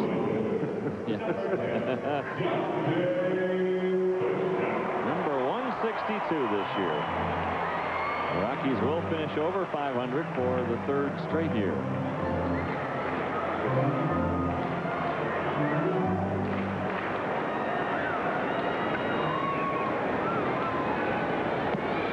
Dante, first pitch hacking, draws air. A walk, a home run, and an infield single for Dante. Dante's probably thinking he's an absolute burner now. He hit a routine grounder to third base and was trotting the last 20 feet and beat it out. He's still trying to figure out. He's going to be thinking about watching the tape, trying to figure out what happened on that one. Canerco just really took his time and obviously took too much time. Well, there were 2 things involved. One, Dante was fooled on a breaking ball, so he was actually leaning towards first base when he made contact, so that gave him an extra step or 2. And then Canerco, it is Sunday, and there was a yellow flag on the field for delay of game. Out at first base. Well, Ellis Burks has turned in some outstanding moments this year, not only at the plate, but also in the field, playing solidly in center field when his groin would allow. I think he goes up over the fence and takes home runs away better than any other Rocky. He made some terrific sliding catches, but probably our favorite catch was this one. He caught this ball at least 7 times. Terrific play from Ellis Burks. And now out in the bullpen, I guess he's warmed up, ready to go in. Yeah, no doubt about it. Skip going to probably get on the phone, call Baylor, saying, I'm ready. Don say, all you got's a knuckleball, and they won't pitch Candy out of here, so why should I pitch you? Jeff Reed takes a strike.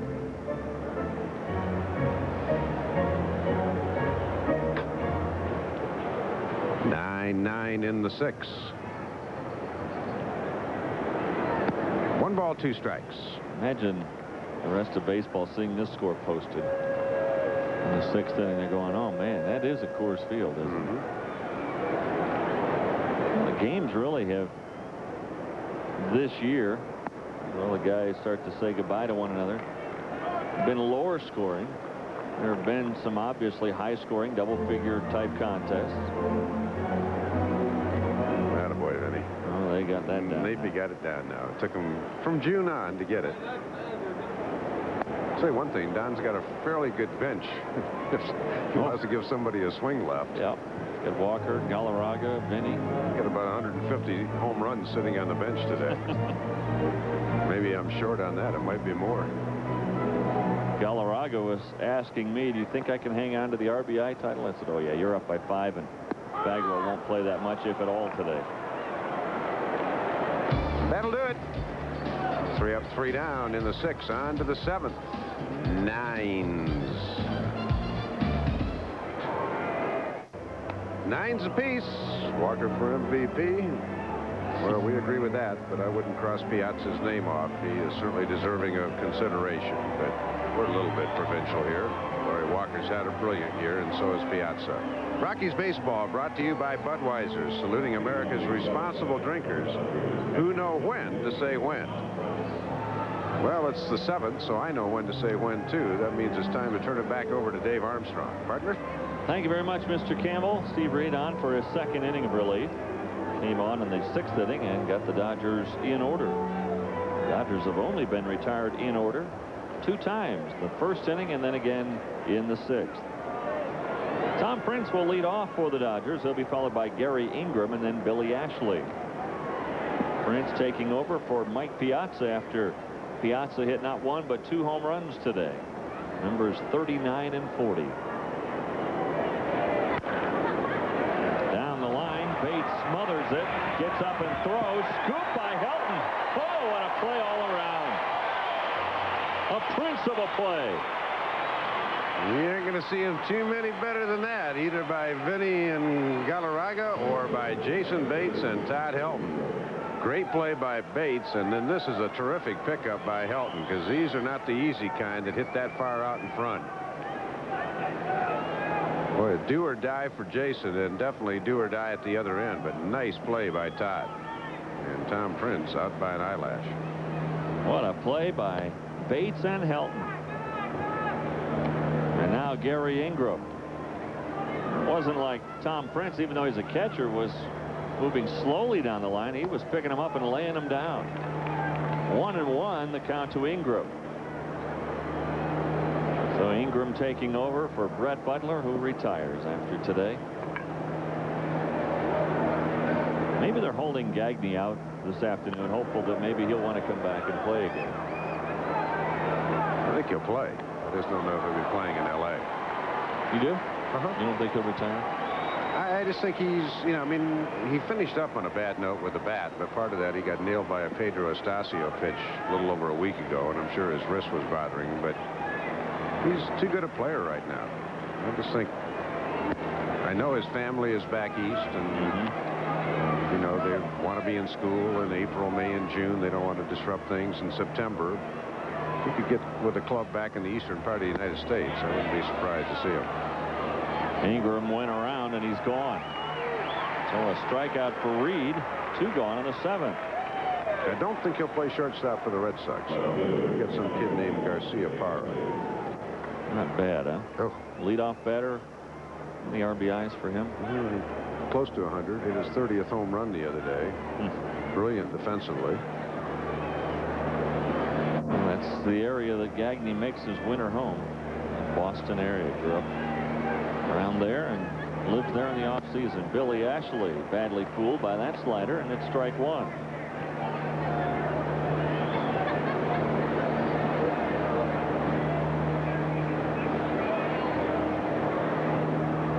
Outside 1-1.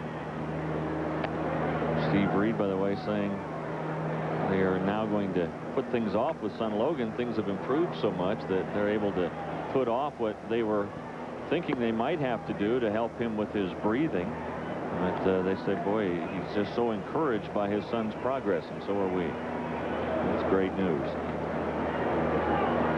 2 balls and a strike to Billy Ashley. Swing and a miss. Took something off that slider, and it's 2-2. Yeah, Ashley actually thought he waited long enough on it and still didn't get it.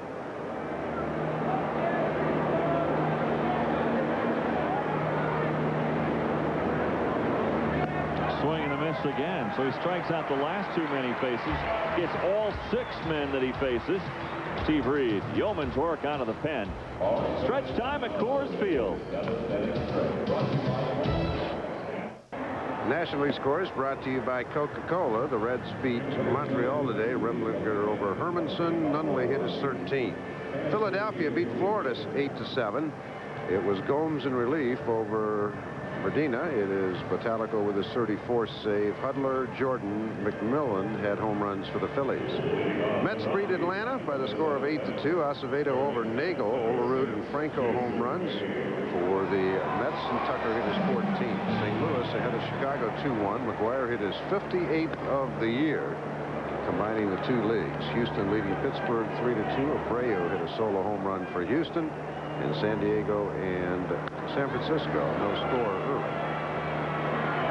Blanco comes over and makes the catch on the track in front of the Rockies dugout. Bates is gone on the first pitch of the 7th.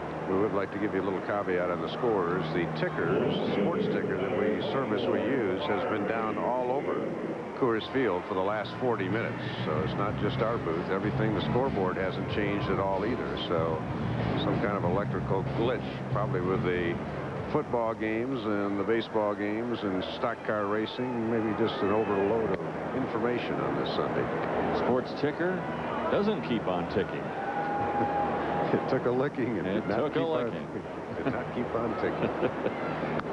Inside from Dennis Reyes to Harvey Pulliam. Harv is 0 for 2 with a walk and a run scored.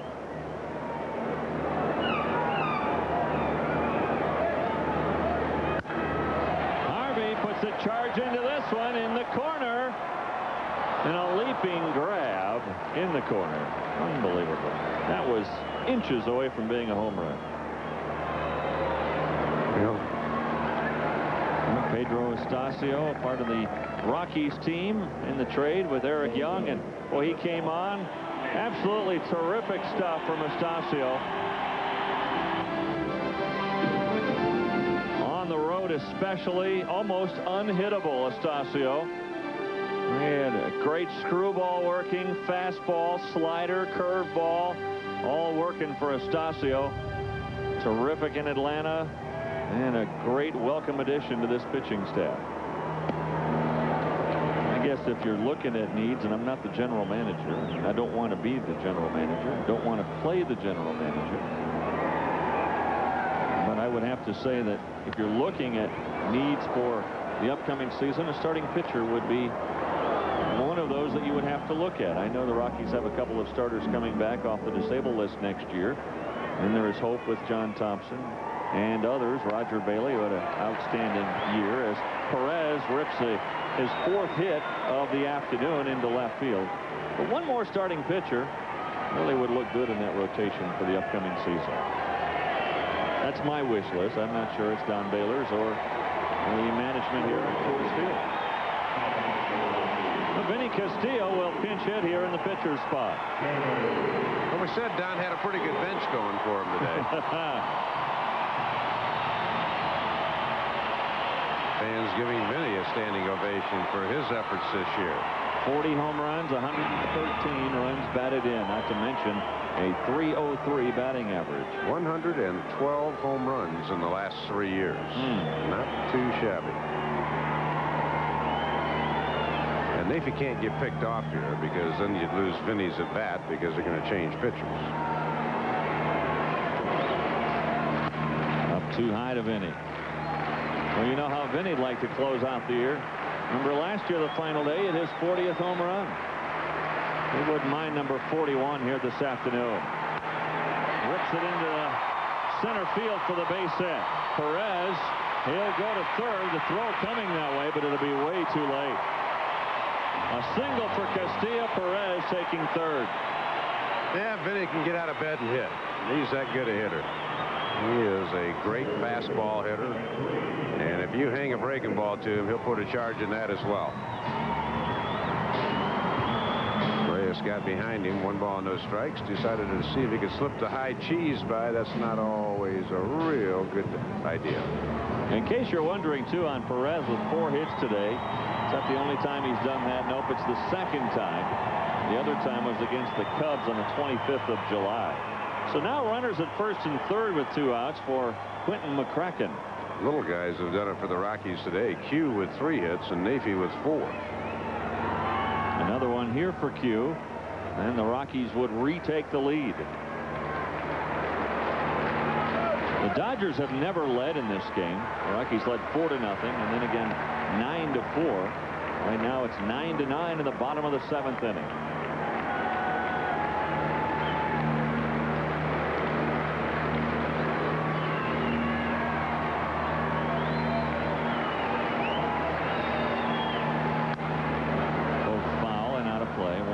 To McCracken.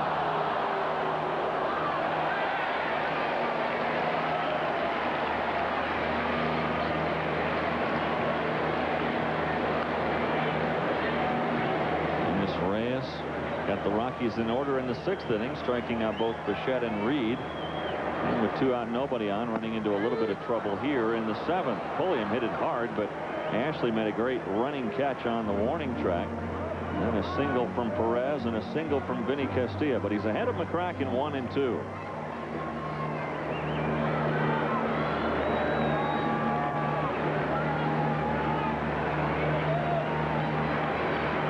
Up too high.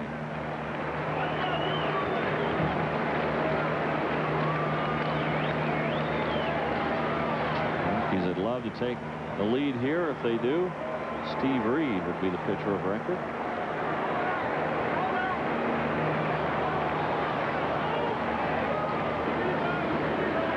If you think you see some resemblance to Fernando Valenzuela in Dennis Reyes, it is more than a resemblance. It was the boyhood idol. And he pitched like Fernando, a vintage rookie year to Quentin McCracken. He strikes him out and strands the runners at the corner.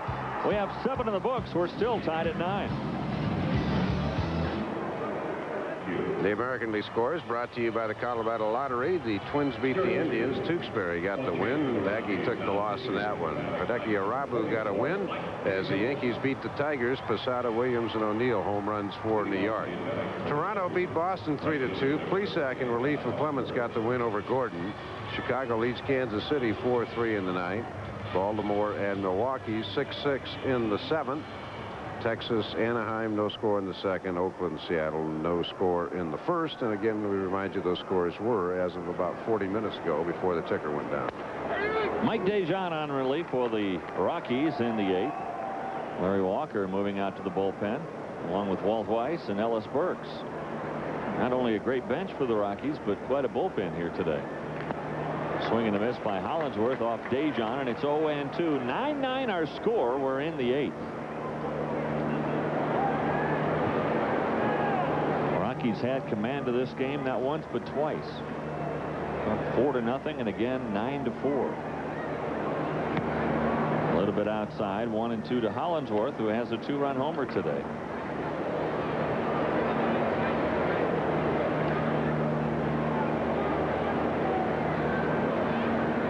Take that electronic age for granted, don't we? And all of a sudden something goes down, you go, wait a minute, what about Houston? I mean, there's Bagwell done anything crazy? Get a bunch of RBIs where Colorado might have to get an at-bat today? Swing and a miss, and down goes Hollingsworth.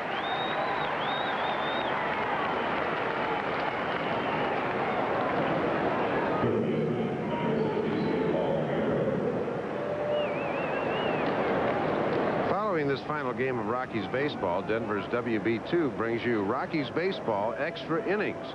It's our salute to the '97 season and a look forward to next year's Rockies Baseball Club. We're all right here on Denver's WB2. A 1-hour show right after the game. I want to take time to thank the engineer in charge of our mobile unit, Chad Walks, Dan Neighbors, and Terry Bray. I also want to thank our executive producer, Mike Diamond. Mike Swanson leaving us after today, too. Rockies Media Relations Director, going on to the Arizona Diamondbacks. So we're going to miss Swanee a lot. They'll be in good hands. Yes, they will. Mike Swanson has been here since before day one. Started in 1992. And we wish him the best. He and his wife, Renee, as they move on to Phoenix with the Diamondbacks. Ball 4. Canerco walking on 4 pitches. A lot of people do a lot of things to help make our job a little easier, and nobody does more than Mike Swanson.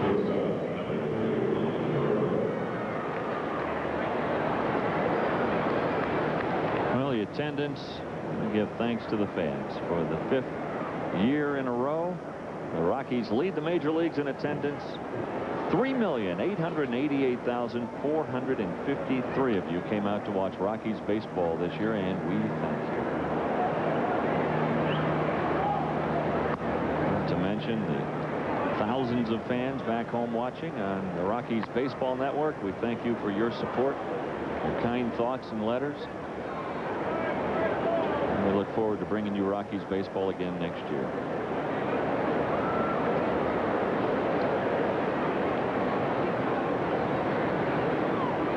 1 out. Wilton Guerrero, the batter, slaps it up the middle to second for 1. A quick relay, but not in time. Boy, Perez did about the best job he could possibly do to try to turn the double play, but Guerrero beats it out at first. Yeah, you see the special skills of Navy Perez right there. The only thing that saves it is Wilton Guerrero, because he's running when he hits it. And look at Navy get rid of this ball. I mean, with something on it. And it was only the speed of Guerrero and the fact that he's like Brett Butler. He's running when he swings. Very special skills right there. Now again, Henry Blanco up with 2 out and Guerrero on at first. Blanco with a solo home run, his first major league home run today. Henry Blanco.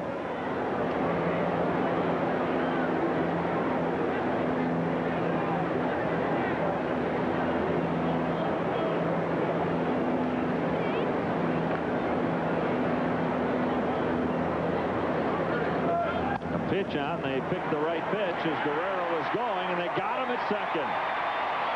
Jackie Moore calls the pitch out, called it at the right time, and they gunned down Guerrero. So in essence, the Dodgers go in order in the 8th inning. As we go to the bottom of the 8th, we're still tied at 9.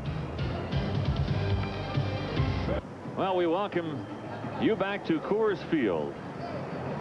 We go to the bottom of the 8th inning, tied at 9. Who's going to win this one? The Rockies baseball brought to you by US West. So you're always connected to what matters to you most. US West. Life's better here. We want to run. We want to run. Larry is the bang. Larry is the MVP. Larry is the bomb. Number 33, we love you. Creative, huh? They've done well, the fans, with the magic markers and the poster board. Brian Robbie, the batter, and a base hit. Robbie with his first hit as a Rocky. Oh boy, Brian. Now score. We'll love you if you score. Now bring up Todd Helton. 0 for 4 today. Good time for Helton to break out of that. We're usually a little bit on the homer side, but right now we're definitely on it. Bottom of the 8th inning, tied at 9. Breaking ball, missing low, ball 1. Dave, while we do have a moment, the last 2 years have been Quite a ride for me as your partner here in the broadcast booth, and I want to thank you for your extreme knowledge of the game. Up the middle, smothered by Riggs, and another fine play. Boy, that kid looks tremendous at second base. What a play by Adam Riggs. I see why the Dodgers are so high on him. Well, thank you for the kind words, and same back at you. It's a distinct pleasure to look forward to coming to work every day. Helton thought he had a base hit, and Adam Riggs, in a very tough in-between hop, makes a brilliant play to get a force.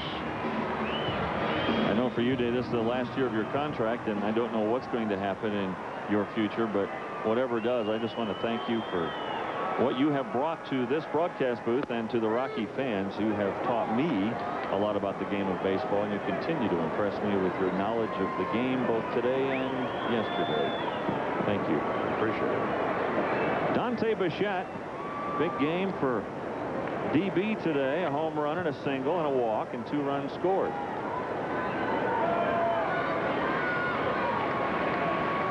Helton on the fielder's choice, robbed of a single up the middle by Adam Riggs. Swing and a miss, and Dante's down to the count 0-2.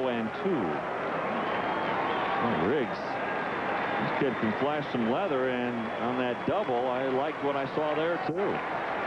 You can see why the Dodgers are thinking about protecting him. Did Dante do it? Yes, he did!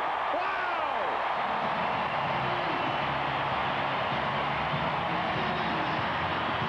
Attaboy, Dante. He's our MVP today. 2 home runs.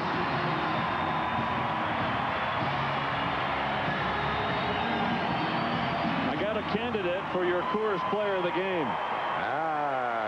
I think I got one too.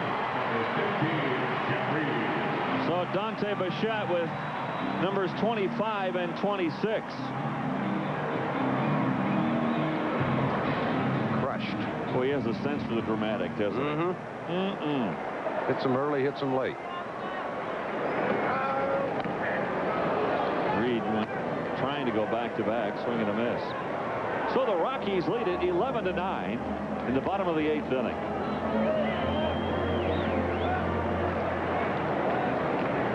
Dante Bichette giving Rockies management something to think about as they go into the offseason. 13th time in his career that he has had more than 1 home run in a game. 2nd time this year. And Robbie saying, how do you do that? Powerful stroke for Dante Bichette. Strike, and it's 1-2 to Jeff Reed. Went down, got a fairly good pitch. It was a slider down and in. It didn't have a lot of good downward movement on it. Maybe rolled a little bit, but Dante didn't miss it. So Dante Bichette, a big day. 2 home runs, a single, 3 for 4 officially with 3 runs scored and 2 make it 3 runs batted in. Curtis Lescanic going in the Rockies bullpen. We would assume he's coming on. So the Rockies trying to snap a 4-game losing streak. They put a good taste in their mouth as they close out the '97 season. Down too low, 3-2 to Jeff Reed.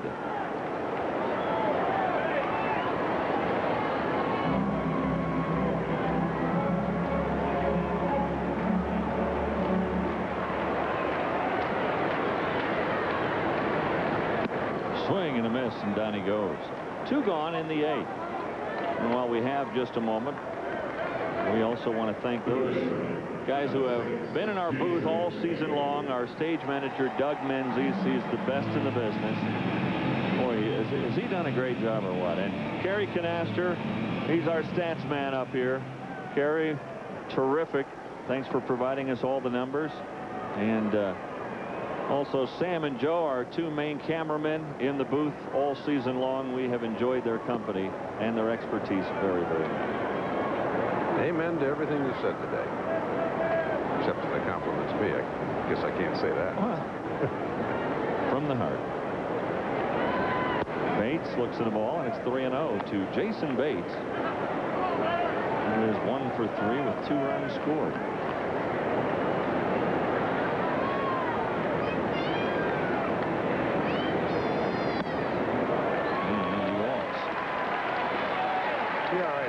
put a little icing on the cake here.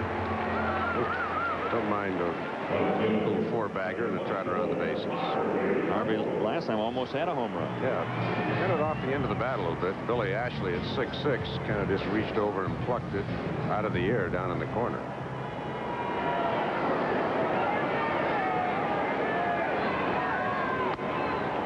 Outside, ball one. Our games all year have been produced by Charlie Stark, associate producer Jeff Schinker, and the newest member of our team this year, Ken Miller, has been our director all season long, and a former shortstop at Fort Hays State, one of the best young directors in our business. And we thank that trio for going along for the ride in '97. It's been a lot of fun. Dave Wallace noticing something in Reyes' delivery, I think, has him a little concerned. He's saying, come on, if you're hurt, tell me about it. I'm not standing out here to get you injured in this situation. 2-0 to Harvey Pulliam. 2 in on a Dante Bichette home run.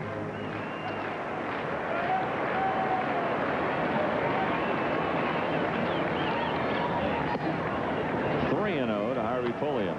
You and I have both done radio and television, and radio is, quite frankly, a broadcaster's medium where you paint the word pictures. But in this industry, you're only as good as the people taking the pictures, and that takes a tremendous team effort.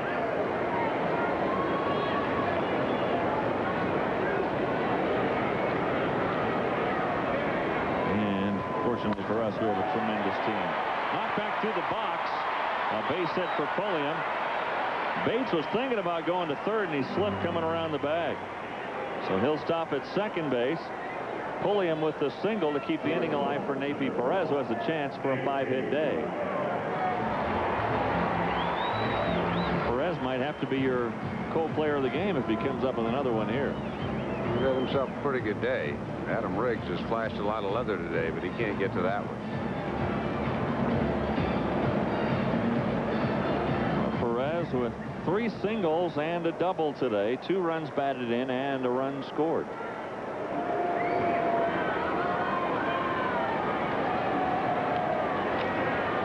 First and second, 2 outs. In the hole, through the hole. Here comes Bates around third. He'll score. And the Rockies add another. Make it 12-9. A 5-hit day for Nafi Perez. That's not a bad way to finish off your rookie season.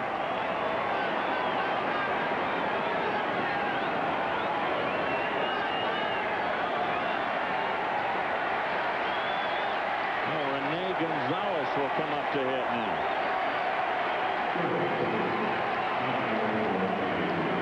The crowd was yelling out, Walker, Walker.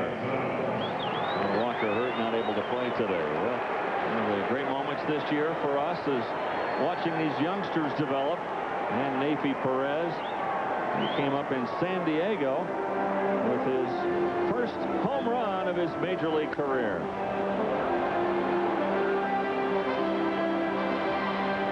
And he closes the season with his first 5-hit game of his career. Nafi Perez. Remember the name. It will be etched in Rocky history.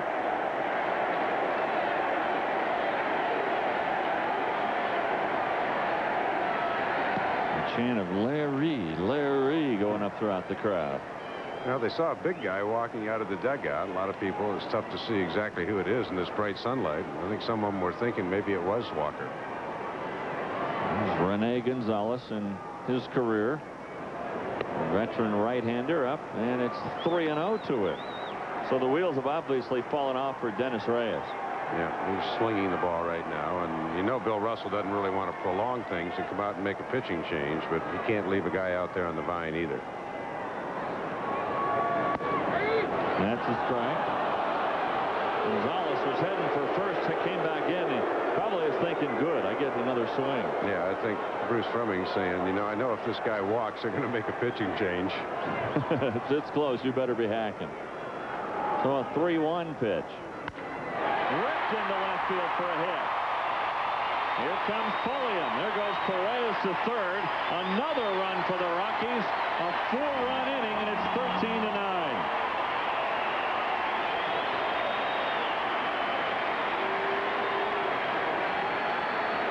So Rene Gonzalez with the RBI single.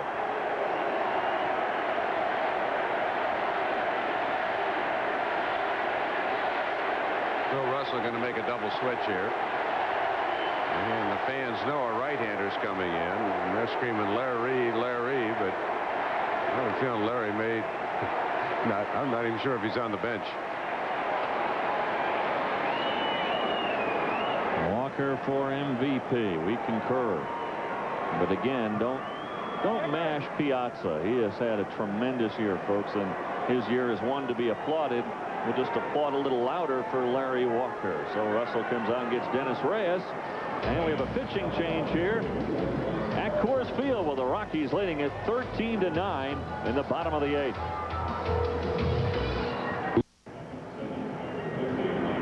Well, in the dugout even they're chanting Walker, Walker, Walker, Walker, and Larry's going, I'm right here, I'm right here.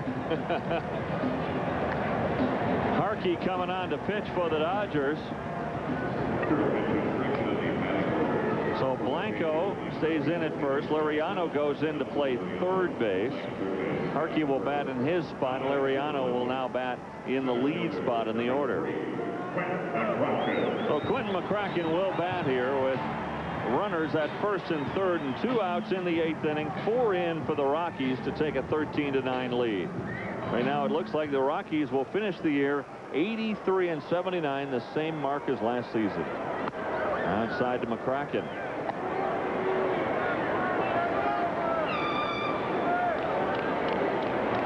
This crowd waiting for the conclusion of the '97 season. They're also going to give away a new Jeep at the end of this game. Boy, Quentin's bat just shattered as he fouled that one out of play.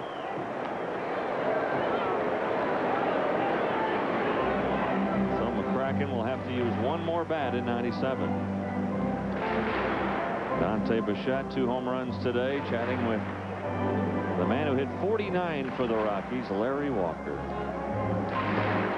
Thanks for the memories, guys. It's been a fun year. Boy, if not for July, like a mulligan for that month, things could really be exciting right now. A lot of thoughts going through both of their minds, I'm sure, right now. In the dirt, nice stop by Prince, and it's 2-1 to McCracken.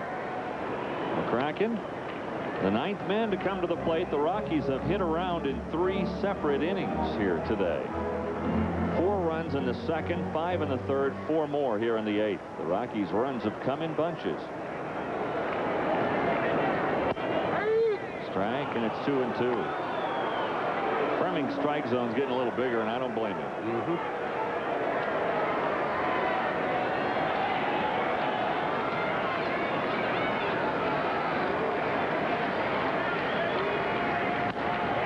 Tapped on the ground. Here comes Riggs. Not going to get it by that guy. Riggs has played tremendous second base today, but Dante Bichette, one of the hitting heroes, 2 home runs today, and the Rockies take a 13-9 lead to the 9th. This copyrighted telecast is presented solely for the entertainment of our viewing audience. Any retransmission or rebroadcast of the pictures, descriptions, or accounts of this game without the express written consent of the Rockies Baseball Club is strictly prohibited. Yes, we will. See you in '98. Make your plans now to join us in Tucson. Larry is the bomb. He is the MVP. He is the man. Curtis Laskanik comes out of the pen now to close things out. He will face Blanco, Liriano, and Riggs. Rene Gonzalez stays in the game to play third base.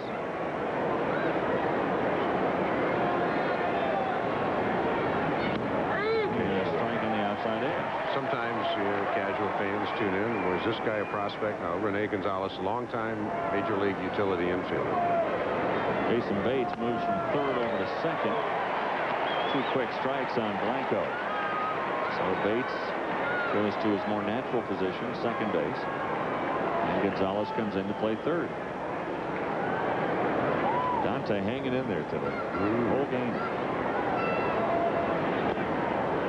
Dante's saying to himself, if it is my last one, I'm going to go out with your great memories. 2 home runs today, and he's going to go all the way in right.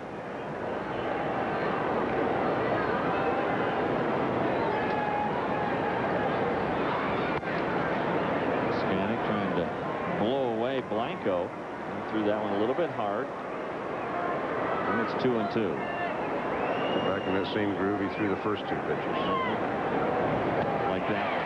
Strike 3, gone is Blanco. 1 gone in the 9th, 2 outs away from closing out the '97 campaign. Because Curtis has such an absolute bulldog mentality, it's tough to keep the reins on him. He will go in there and go, okay, nice and easy, get ahead. And then he gets ahead. Now all of a sudden, I want to throw 96, 97. And it takes a while for Curtis to get the idea that he doesn't have to do that. And Nelson Liriano. Every time I get Liriano's name, that's when I want to break out my impersonation. Famed Philadelphia announcer. Nelson Liriano with a base hit to right. Didn't do it very well. Got a breaking ball up that time, and Liriano got a base hit. So Liriano on the double switch with a single to right field. There's a board for Adam Riggs, who has been impressive today, both at the plate with a double and in the field with some spectacular plays. 3 dandies, no question about it. 50,366 sold tickets for today's game. That's a new Coors Field record. 50,366. Wow. Swing and a miss. Skanek throws the fastball by him. Strike 1 to Adam Riggs.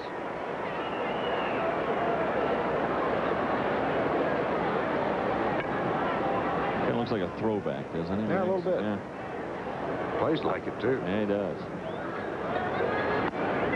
2 high, 1-1. The Rockies finish in 3rd place for the 2nd consecutive year. And they will finish with a mark of 83-79. 47-33 at home. 36-45 on the road. Foul ball wide of first, and it's 1-2 now to Riggs. The Rockies will look back on this year and look at their record against Western Division foes, and they'll be 13-23 against the West this year. Well, one thing they're going to have to learn how to do is try to beat this Dodger club at Coors Field. Dodgers can match them sock for sock, and the Dodgers still have generally what is considered by 99% of the baseball people better pitchers. So when you find some guys that can match the power of the Rockies, and they certainly do with Piazza and Karros and Mondesi and Zeal, then it comes down to pitching. Don't forget to stay tuned after the game on Denver's WB2 for an hour-long Rocky special. 3 balls, 2 strikes now to Riggs.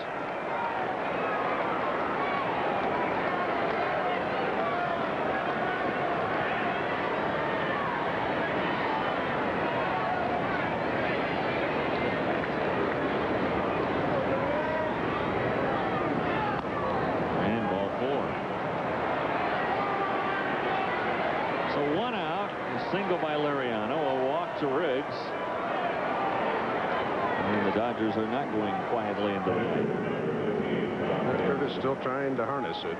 Jason Bates is probably his closest friend on the team, and now you see Frank Funk coming out. And the lecture is always the same to Curtis. Stop overthrowing, Curtis. We know you want to set this crowd off with strikeouts, but a lot of times he gets more strikeouts when he's just throwing free and easy than when he's trying to overthrow it. Skanek struck out Blanco, and then a single by Liriano, and he got ahead of Riggs, but then eventually walked him. So now he faces Tom Prince. I mean, Curtis has got everything going for him. He doesn't have the big guys in lineup. He's got the shadows the hitters have to deal with, so he's just got to settle in and throw some strikes down in the strike zone. Prince pops it up. Todd Helton and Jason Bates over on the right side. Helton will make the catch. That sun's tough out there right now, but now there are 2 gone. And the crowd here at Coors Field coming to their feet as they sense the end of the '97 season.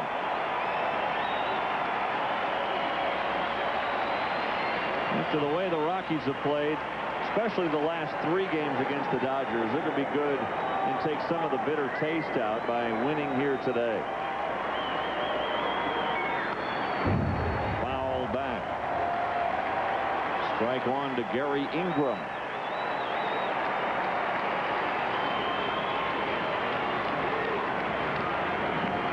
Good guy to get here. Billy Ashley on deck's got tremendous power, and you do not want to let this thing slip away for the 3rd time today. Rockies lead it 13-9 with 2 on and 2 out in the 9th inning. 1-1.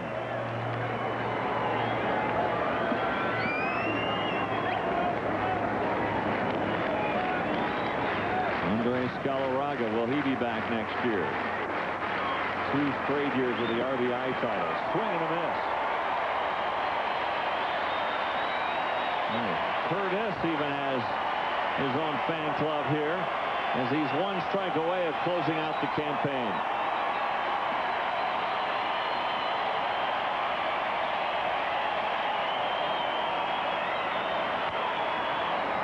Neifi Perez has got it over the base, the force at second, and that'll do it. The Rockies win 13-9 to go to 83-79 on the year. A brilliant play from Neifi Perez to cap a brilliant day. 5 hits for him, 2 home runs for this guy, Dante Bichette. Those are your offensive heroes for the Rockies on an offensive day as the Rockies win this one 13-9. And we will applaud along with this 50,000 on hand at Coors Field and saying, thanks, Don Baylor. Thank you, Rockies, for the great memories of 1997 and already looking ahead to 1998. There he is, your MVP for 1997, at least in our minds, Larry Walker. A tremendous season for him, 1 for the record books, and the Rockies close it out by beating the Dodgers 13-9. Dave and I will come back and put the final wraps on things in just a moment.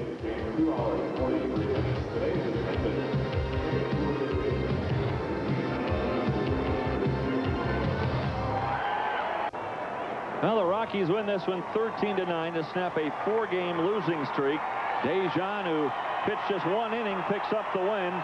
Dennis Reyes, he suffered the loss by giving up 4 runs to the Rockies in the 8th inning. Dante Bichette, 2 home runs today. Also 2 for Mike Piazza. Hollinsworth hit 1. Jeff Reed hit his 17th. And Blanco his first major league home run. The Rockies win it 13-9. Dave and I will come back and put the final wraps on the '97 season in just a moment.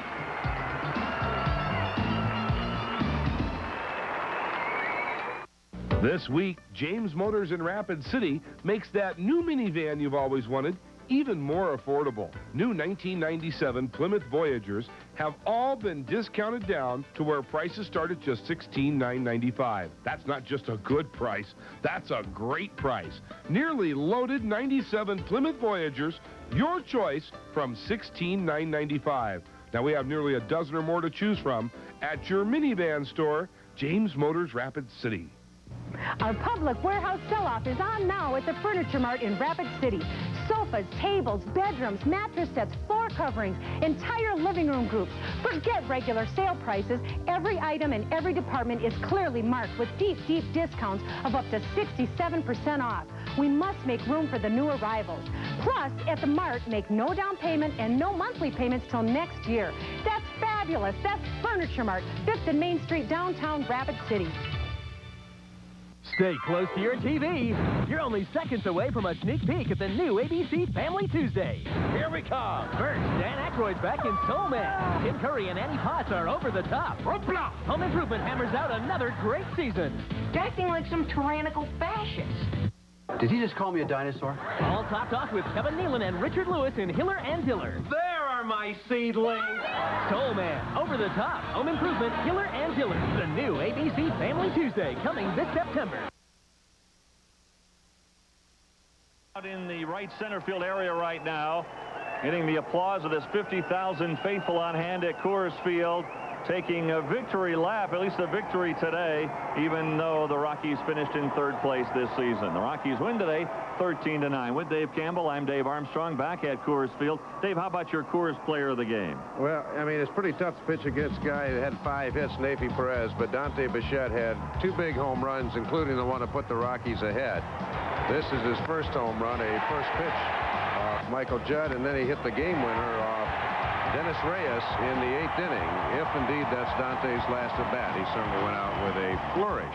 He's our Coors player of the game and gets a gift certificate from the Shane Company. Once again, the Rockies win this one by the final score of 13-9. Our final thoughts from Coors Field when we come back in just a moment.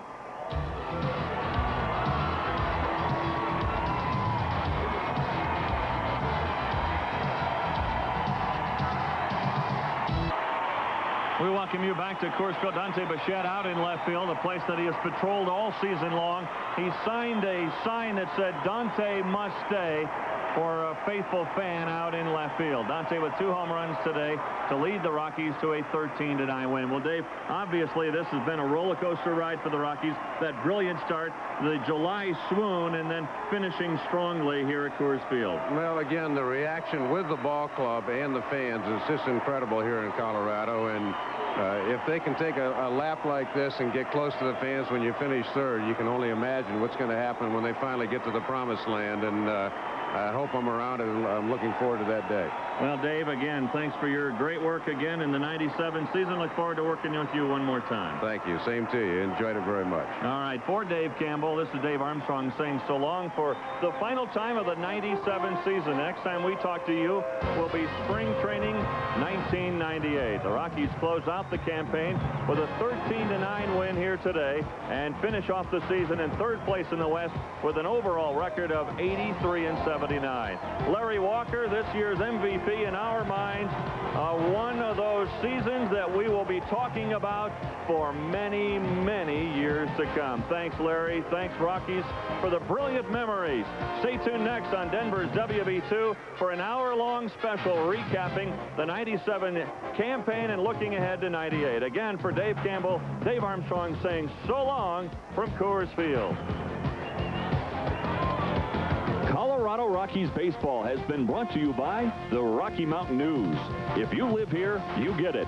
Call 1-800-892-NEWS for home delivery. By Coca-Cola, the official soft drink of the Colorado Rockies. Always a hit, always Coca-Cola. By Chrysler, Dodge, and Jeep Eagle, the official vehicles of the Colorado Rockies. And by Budweiser, who salutes America's responsible consumers.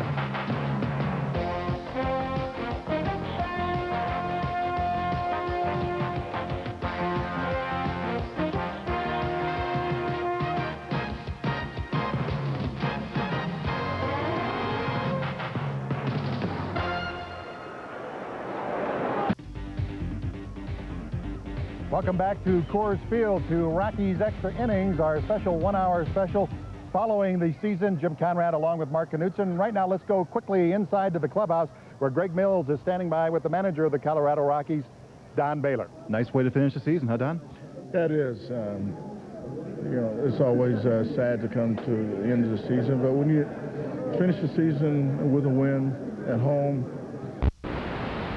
go out. But, you know, everybody in this room is saying maybe what if everybody was healthy, what would have happened? And I think, you know, a lot of great things would have happened to this club. It did anyway, but in July, it kind of really did us in.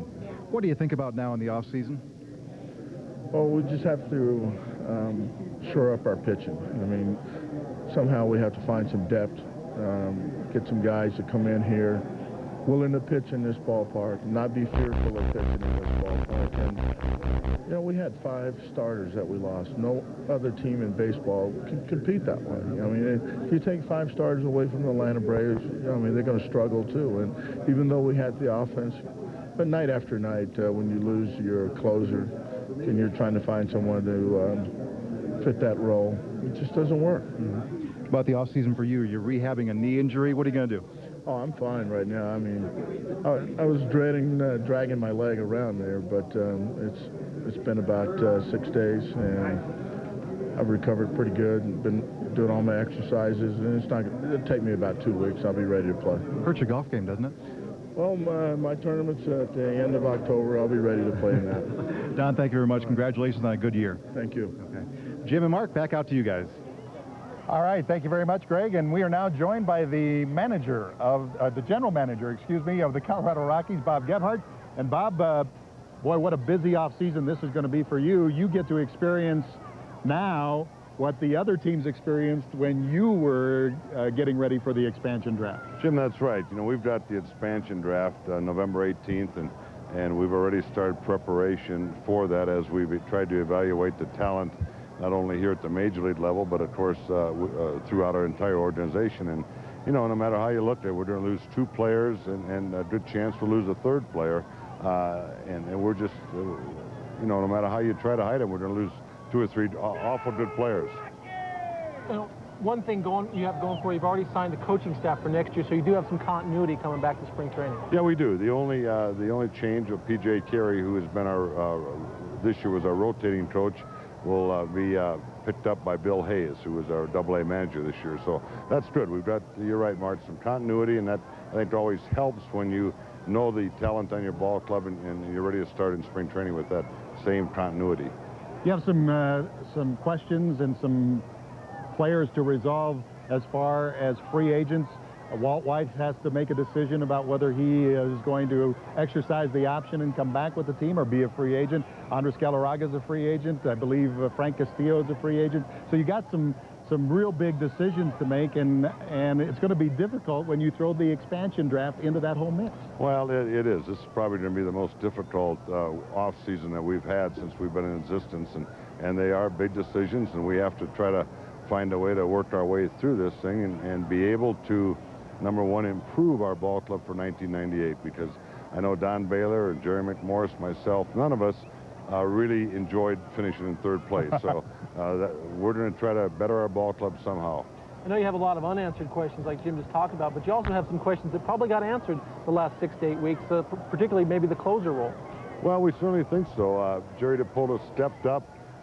You know, we went through the middle of the season with a lot of confusion once Bruce Ruffin broke down and kind of muddled up our plans for our bullpen. But, you know, by trial and error, Jerry DiPolo stepped up, and I think he did an awful good job learning the role as a closer. And, of course, today was just another plus for Curtis Lascani. So someplace he'll be there at the end of the ball game, and we still think that, you know, down the road someplace he may end up being a closer. And you certainly helped yourself in your starting rotation with Pedro Estacio. He has been brilliant for most of the time since you've got him. He really has. He had one shaky start, and that was his last start against the Dodgers. But, you know, here's a perfect example of how hard it is to get pitchers. We had to give up an all-star second baseman to get a starting pitcher, and Pedro stepped up and did an outstanding job for us. Geb, we appreciate you stopping by and joining us, and I know you're a busy guy. You got other stuff to do, so we'll let you go. But great year, and I know you're looking for better things next year, and we're looking forward to spring training already. All right. Thanks, gentlemen. All right. Bob Gebhardt with us, and let's go back into the clubhouse now. And Greg Mills is standing by with Dante Bichette. You were the hero today, going out in style, huh? Yeah, it was a fun one to end on. You know, I was just hoping I wouldn't embarrass myself today, and got out there, and the good Lord let me hit a couple hard and win a ball game. Were those a little more special maybe than other home runs here? Well, depends. You know, I mean, it was who knows? You know, who knows what's going to happen, and it was special because last game of the year, and it was a good way to say goodbye. If you possibly don't come back here to the Rockies, can you kind of sum up the last 5 years for us? Oh, it's been incredible. If I knew I was going to come here for 5 years and have the 5 years I had and have a special relationship with the fan and the community and go to the playoffs, I mean, I would have taken it in a heartbeat. And that's what happened. It's been unbelievable. I'm not saying I'm going anywhere. I mean, I don't know. People ask me this 10, 15 times a day. A million times a day. What's the off season like for you? It's gonna be fun. I mean, I'm going to go to Orlando. I'm gonna get my wheels back into shape. This will be the first off season where I can really do something. I have I have a knee again, so it's the first time in 5 years I can work on my skills and do some things to get ready for next year. And you can't wait for next year, can you? I can't wait for next year. Next year, it's going to be the first year I'm 100% healthy. Starting opening day, I get a full spring training in. I'm excited about it. I'm just going to get ready for it. Dante, good luck. Thanks, buddy. Jim, back out to you guys. All right, Dante Bichette, he's one of those interesting players. We were talking about it. Where will he be next year? Will they leave him exposed for the expansion draft? See, he's probably the key guy right now, because if you protect Dante Bichette, then you probably can't protect Ellis Burks. To protect Ellis, you got to let Dante be exposed to the draft. You don't want to lose both Bichette and Galarraga, because Galarraga could sign it somewhere as a free agent. You're not going to sign Galarraga before the expansion draft, because then you have to protect him. A whole bunch of things for these guys to worry about. All right, why don't we take a look right now at the final standings in the National League West, and there you see it, the Giants getting the win, coming from last place to first place. What a year for them. And then the Dodgers finishing 2.5 out, and the Rockies 7.5 back. But when you consider that they were 11 games out at the end of August, I mean, that's pretty amazing. Well, it really is quite remarkable, but they played great baseball and only gained 4 games. Yeah. 3 games. So you got to give San Francisco credit for that. The Dodgers played well for a spurt there. You have to give those teams credit, because the Rockies got very, very hot. They won 11 games in a row at one point and gained 1 game. What about San Diego, going from first, winning the division last year, to dead last this year? What happened? Well, they had a bunch of injury problems, and that's always going to happen, but that's when the depth in your organization is tested. That depth didn't answer the call for them this season like it did last year. All right, ladies and gentlemen, stick with us. There's still plenty more to come here on Rockies Extra Innings. We'll be back to Coors Field Live in just a moment.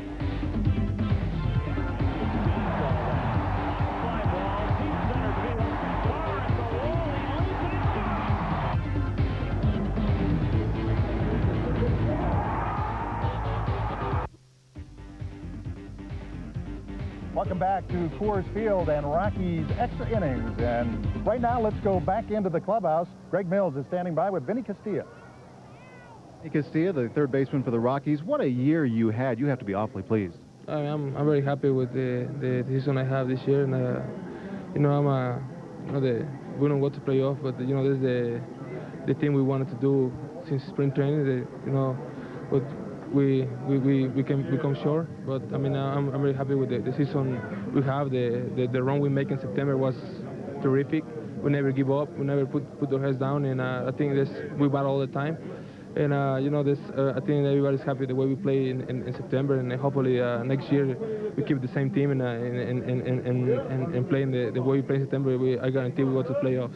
That'd be great to see. What about this year's playoffs? Put you on the spot here. Is your former team, the Atlanta Braves, the team to beat?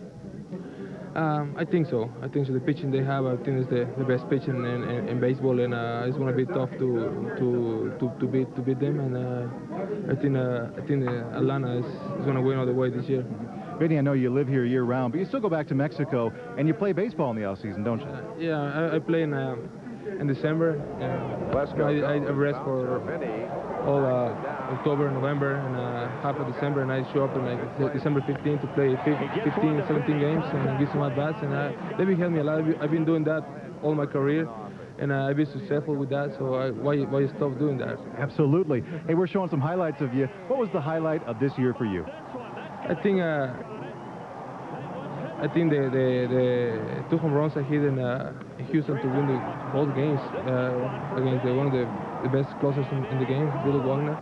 And I think that's we hit in the top of the 9. Both home runs was to win the game. Good deal. I remember it well. Vinny Castilla, thank you very much. Jim, back out to you. All right, thank you very much, Greg. And we are joined now by Dave Armstrong, of course, the voice of the Rockies here on the WB2. And Dave, congratulations on another year. Thanks. You and Dave Campbell, a terrific season, and it's always fun to listen to you guys and watch the games while you're doing them. Thank you, Jim. Thanks, Mark. I mean, it's been so much fun. And everybody asks me, what is your one memory from 1997, and I can sum it up in 2 words: Larry Walker. Oh, yeah. It's just had one of those years that I'll be talking about, I'm sure, for the rest of my career. It's the best season that I've ever personally witnessed on a baseball field. It's just one for the record books. You talk to a lot of the other media that covers their teams. Any sense on where the MVP race is going to go? I think from what everybody tells me, it's going to be Larry Walker in a landslide. Now, Piazza really put on a show here this weekend, and he is very deserving of an honor. But with the numbers that Walker put up consistently, and with his defense, and with his base running, I mean, in my mind, it's a no-brainer. You could really make a case for Piazza if the Dodgers had won the Western Division, but without that, it's not Mike Piazza. Don't take anything away, though, from his year, and I know a lot of people are trashing Mike Piazza. Don't do that, because from what he did from a catcher's position is truly historic, and he's to be applauded. We were talking today about who are some of the best right-handed hitters in the history of this game, and Piazza's name has got to be mentioned in the top 5. I don't think there's any question about that, but when you start comparing, you've got Larry Walker with 400 total bases, with 33 stolen bases, and only 2 errors. I don't think when you add all that in there that there's any comparison. There isn't, and that's just the thing. The only thing Piazza really had going for him, outside of his outstanding numbers, was if they won the division. Without that, Walker's ahead in average, he's ahead in home runs, he's ahead in RBIs, he's ahead in every other category statistically, so you got to give the edge to Larry Walker. You don't think there's going to be much of the Coors Field backlash that we've went through for a couple years? Because of the numbers that Walker put up on the road, the 29 home runs away from home. I think everyone understands that he had just a magnificent season. Well, congratulations on another good year, and good luck on the links now as you hit the links. Yeah, well, we'll see what we can do out there, but it's been a lot of fun, and I want to thank all the fans for their support. It's been a great joy, and being with Dave Campbell again for my 2nd straight year, and I'm looking forward to many more here in Colorado. And wow, Dave Armstrong is with us, ladies and gentlemen. And speaking of wow, let's go back inside the clubhouse where Greg Mills is with the MVP, Larry Walker. Larry's right here. Hey, everybody says you're going to get the MVP. You didn't want to talk about it throughout the year, but what will it mean to you come November when it's finally announced? Well, if I come first or second, obviously I come first, it's going to mean a lot more. If I come second, then I'll be let down a little bit, but I'm not going to be overly frustrated about it. I'm happy with the season I had on a personal aspect, and I'll move on from here. You didn't get home run number 50, a disappointment? It was frustrating not playing today and yesterday. I went to the hitting cage and went out with the trainer and went with manager Baylor, and I couldn't swing. I tried, and we did everything we possibly could to get it ready, but I can't straighten my arm out completely, and of course I need to straighten my arm out if I'm going to swing. So, Larry, a year of highlights for you. What is the one that you'll remember the best? Well, with the personal numbers, there's 2 that stand out, and the one for me is the 400 total bases. Just I'm in a sentence with Hank Aaron, and that's a great honor for me to be the first to do it since Hank did it. And the other one is runs scored, because it means I got on base a lot, but it really compliments the guys hitting behind me. Andres Galarraga with his year, and Dante and Vinny. These guys drove me in, and you compliment them on doing their job, is getting me in and scoring 140 some odd runs from the 3rd spot. So, besides the big honor coming your way in November, what are you going to do in the off season? I've got a trip up to Vancouver. I'm going to go visit my daughter. Go on that same fishing trip again. Be careful. I'm going Arizona and be competitive early, and the fans, I understand, are going to be phenomenal. We've got 35,000 season ticket holders. See that? 162 games are under my belt for this year. I already said we regarding Arizona. It didn't take long at all, did it? You may be asked in that role to step out of the PR director's role and play scout for a little bit for Mr. Colangelo. I got a hunch that I'm going to be quizzed quite a bit regarding a certain 40-man roster that I've spent a very close amount of time with. And that's fine. I mean, that's part of baseball. It's like free agents and anything else. You want to help your club win, and as of October the 8th, I'm going to do everything I can to make the Arizona Diamondbacks a solid baseball franchise from anything I can do to help. Mike, we're going to miss you. We've had a great time being with you, but you're not getting away from us completely. We're going to come and bug you in spring training. I can't wait. I'll be sharing a complex down in Tucson with Albert Bell and his fellas, so please come over and save us if you don't mind. Trust me, it's dinner at Bob Dobbs. We're going to be there. We'll be there. That's good. That's a plug for Bob Dobbs. Hope they're on down here today. Okay. Thanks. Mike Swanson, our guest, and we will return with more of our extra inning special. Stay with us live on the WB2.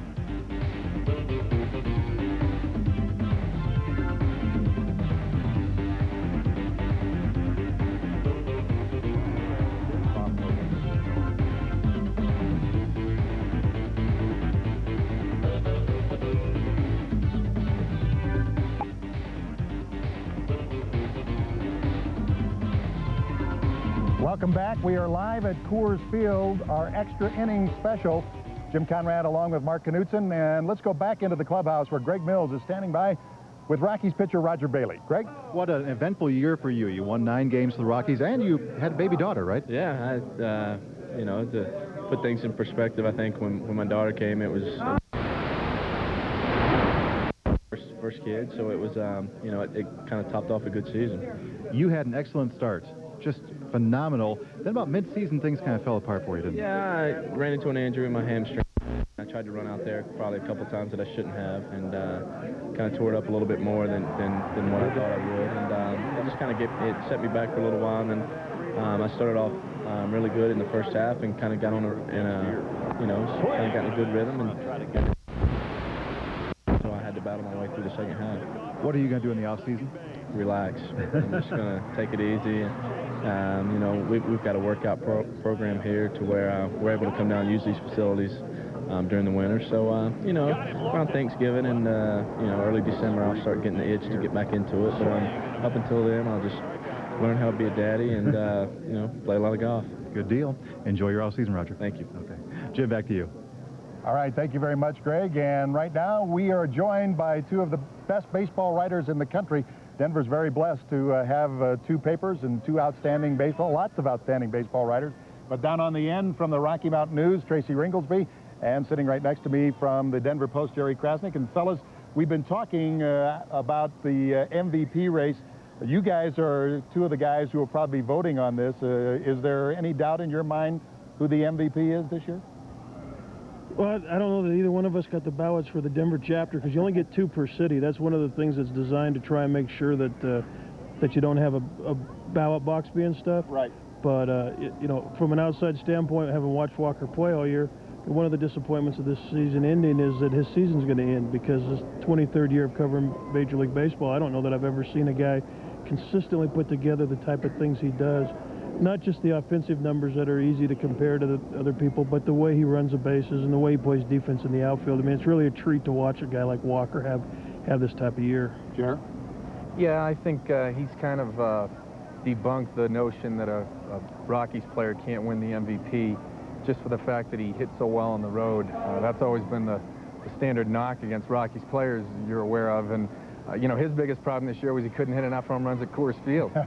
You know, if he had hit one more at Coors Field, he would have had 50. So I think he's definitely the front runner. There are still naysayers out there in the other markets that are going to complain about Coors Field and not look at the 400 total bases and all those types of things. You guys are around these riders a lot. Are they ready to put the Coors Field problems behind them? I think the people in Denver talk more about Coors Field any more than the people outside of Denver. I think this was the 3rd year the team's been in existence. It's becoming more of an accepted part, just like the pitchers at Dodger Stadium. You don't hear about that anymore. You used to hear a lot about that being a pitcher's ballpark. And I think Walker transcends that because Walker came here as a good player. Dante was not an everyday player before he came to Denver. Galarraga was at the end of his career before he came to Denver. They had big numbers here, and people automatically want to say, well, they're good players because of Denver. Walker came here as an all-star Gold Glove outfielder. So the fact he's having good numbers now just enhances his reputation.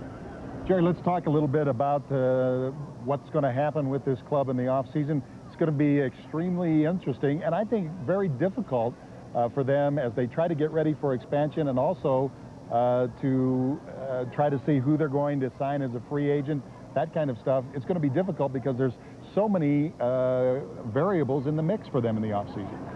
Yeah, certainly you have the expansion draft lists and no trade clauses and things like that to worry about. You know, now you have Todd Helton and Anafi Perez who've come in, and I think they feel like they legitimately deserve and need spots for them. You have some young pitchers who came up and emerged this season. So, you know, there are plenty of decisions, and I think this year you can look forward to some changes, obviously, with next year. You know, do they need a leadoff hitter? You know, what about center field or whatever? I mean, there are going to be some decisions to be made, and I think it'll be a pretty busy winter for them and a lot of teams. Tracy, is it fair to say that Dante Bichette might be the key to this entire mix, that he might be the one that gets left out for expansion, and then you find out where the dominoes fall after that? Well, I really think where it's all going to revolve around, Mark, is Galarraga. Once Galarraga's contract situation is settled, then they'll know whether they need to keep Bichette or whether they're going to deal Bichette. Will they do Bichette. that before the draft? I think they'll pretty well know before the draft. I'm sure his signing won't come before November 19th, But the way the game works, the way the world works, I think they'll know by the draft what he's going to do. But you have to deal with Galarraga and Weiss and decide whether they're going to be back or not going to be back before you know what they have to look for in the offseason. Because if neither one of them, if particularly Weiss doesn't come back, now you have a major need at second base. You've got to go out and you have to address that, probably more so than any other part of your roster. If Weiss comes back, if Galarraga comes back, then you can start to look at some other areas. But they have to take care of their own matters before they start looking at the players from other teams. Jerry, when we come back for baseball in 1998, are we going to be in a realigned baseball? Yeah, I think there'll probably be some changes, it appears, although it seems like the number of teams that are going to be switching leagues seems to be dwindling down to 0. I'm sure the John Harrington, Bud Selig faction kind of, their argument, while some traditionalists and people don't much care for it, I mean, I guess you have had so many changes with, television and things and teams being added, and that, the schedule this year, for certain they can't really go with the same schedule they had this year because it was a nightmare. I think the Rockies had 29 two-game series. Yep. The players hated it. The fans didn't much care for it. The writers hated it. I mean, it just wasn't very workable. And, the question is, can they figure something out before the start of next year? You see the realignment having a good or a bad effect on this franchise? I think it'll be positive. I think basically what you're going to have is you have 5 teams will definitely move. You've got the 3 West Coast teams in the American League, and then they'll come to the National League, and then you have Montreal, Florida go in the American League. The holdup right now, and I don't think there's any problem, that's a 29-to-1 vote. I mean, Peter McGowan's the only one holding out, and they'll take care of him financially to calm him down. The holdup now, I think, in getting it taken care of is satisfying Bud. I mean, Bud wants to be in the National League, and so he has to get Drayton McClain to 2 days in a row say, I'll go to the American League. Drayton kind of vacillates. But I think it's going to be better for this club. And in a lot of ways, I think it'll be better for the fans when you go to the time zone alignment because, like the Rockies will play 138 games, I think it is, in either the Pacific or the Mountain time zone next year. So the games will start at 7 or 8 o'clock. You won't have 5 o'clock games. You won't have 10 o'clock games on a Saturday or Sunday morning. And I really think in the long run, as far as the fan getting to follow it, and it puts them into more of a routine. The travel will be much easier. As I get older, the travel becomes a bigger problem, 23 years ago, it didn't bother me. I couldn't understand what people complained about, but now I do. I think that'll make the game a better game because I think the players will be better rested, and I don't think they'll be quite as worn down. Let's quickly get the last thing from both of you. Playoffs start on Tuesday. Who do you guys like? Who do you think is going to win the World Series? I've really grappled with, the Braves are kind of, you have to love them because of their pitching. Their bullpen really worries me, and now that Mark Wohlers is smashing things in the dugout, that's another reason to worry. But, I think you kind of have to go with them just because of their pedigree and what they have. The American League, I don't know. I kind of like Seattle, even though I don't much care for their bullpen at all. Baltimore really seemed to kind of fade at the end, and I just don't think their starting pitching is that good at this point.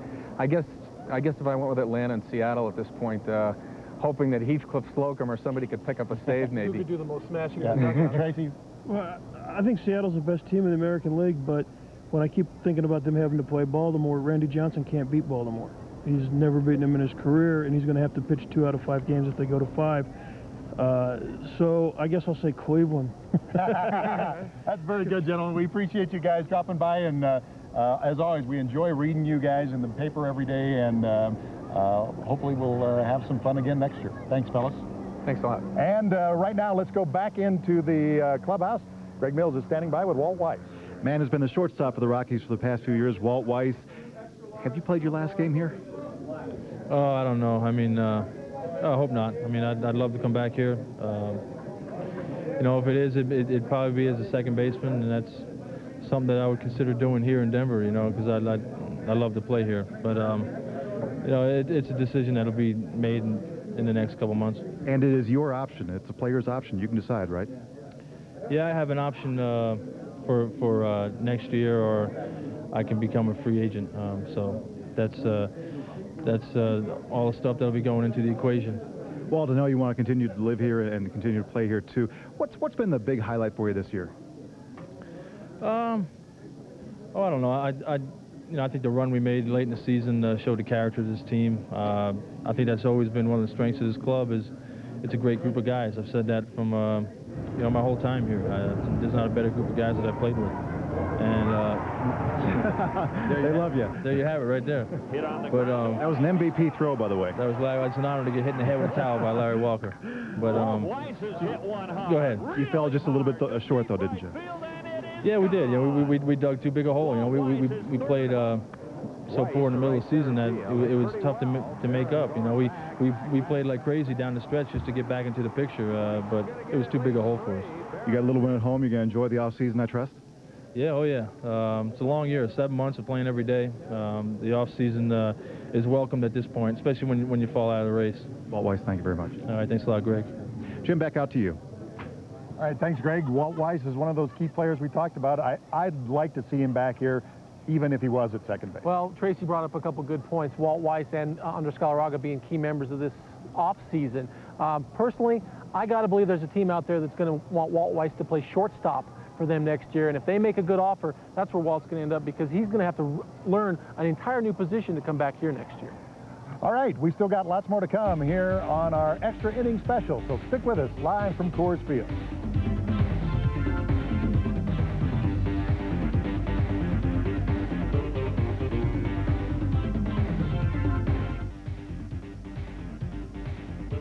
John Thompson still signing autographs, about almost an hour after the game. That's one of the things that makes this Rocky team special and these fans special to their team. He had kind of a rough outing today, and to still be able to be out here signing autographs, it shows you what kind of fans we have here. A lot of places, they'd be throwing vegetables at a guy who gave up 9 runs. All right, now we're going to, I guarantee you this time, we're going to take a look at Kevin Kruger's package as he looks back at 1997. Unfortunately, the Rockies won't be in the playoffs this year, but they've still had a great season. Here's a look back at some of the highlights from 1997.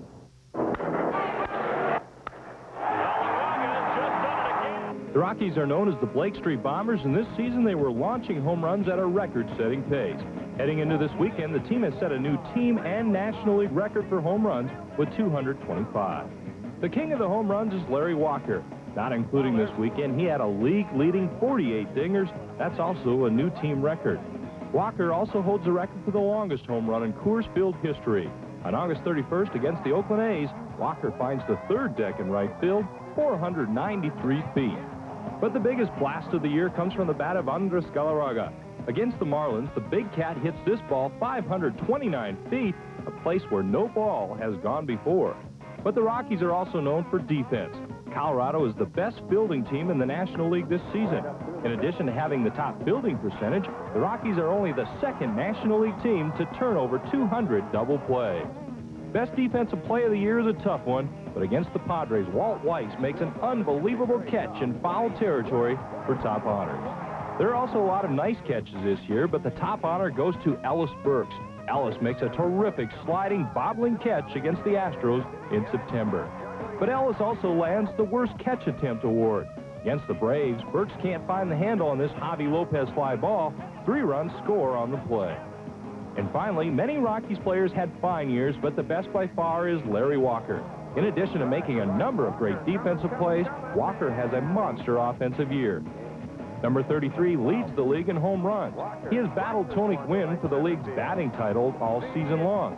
He tops the 400 mark for total bases, the first time someone has done that since 1959. And his slugging percentage is over 700, a mark which hasn't been reached since 1948. On top of that, he has stolen over 30 bases. I'm already looking forward to next season. Kevin Kruger, 2 Sports. All right, it was a dandy year, and we're looking forward to another one next year in 1998. Let's quickly go back into the clubhouse. Greg Mills is with Ellis Burks. Ellis Burks had a great year when he could play, but you were injured an awful lot, and trying to keep you healthy was the big challenge, wasn't it? Definitely.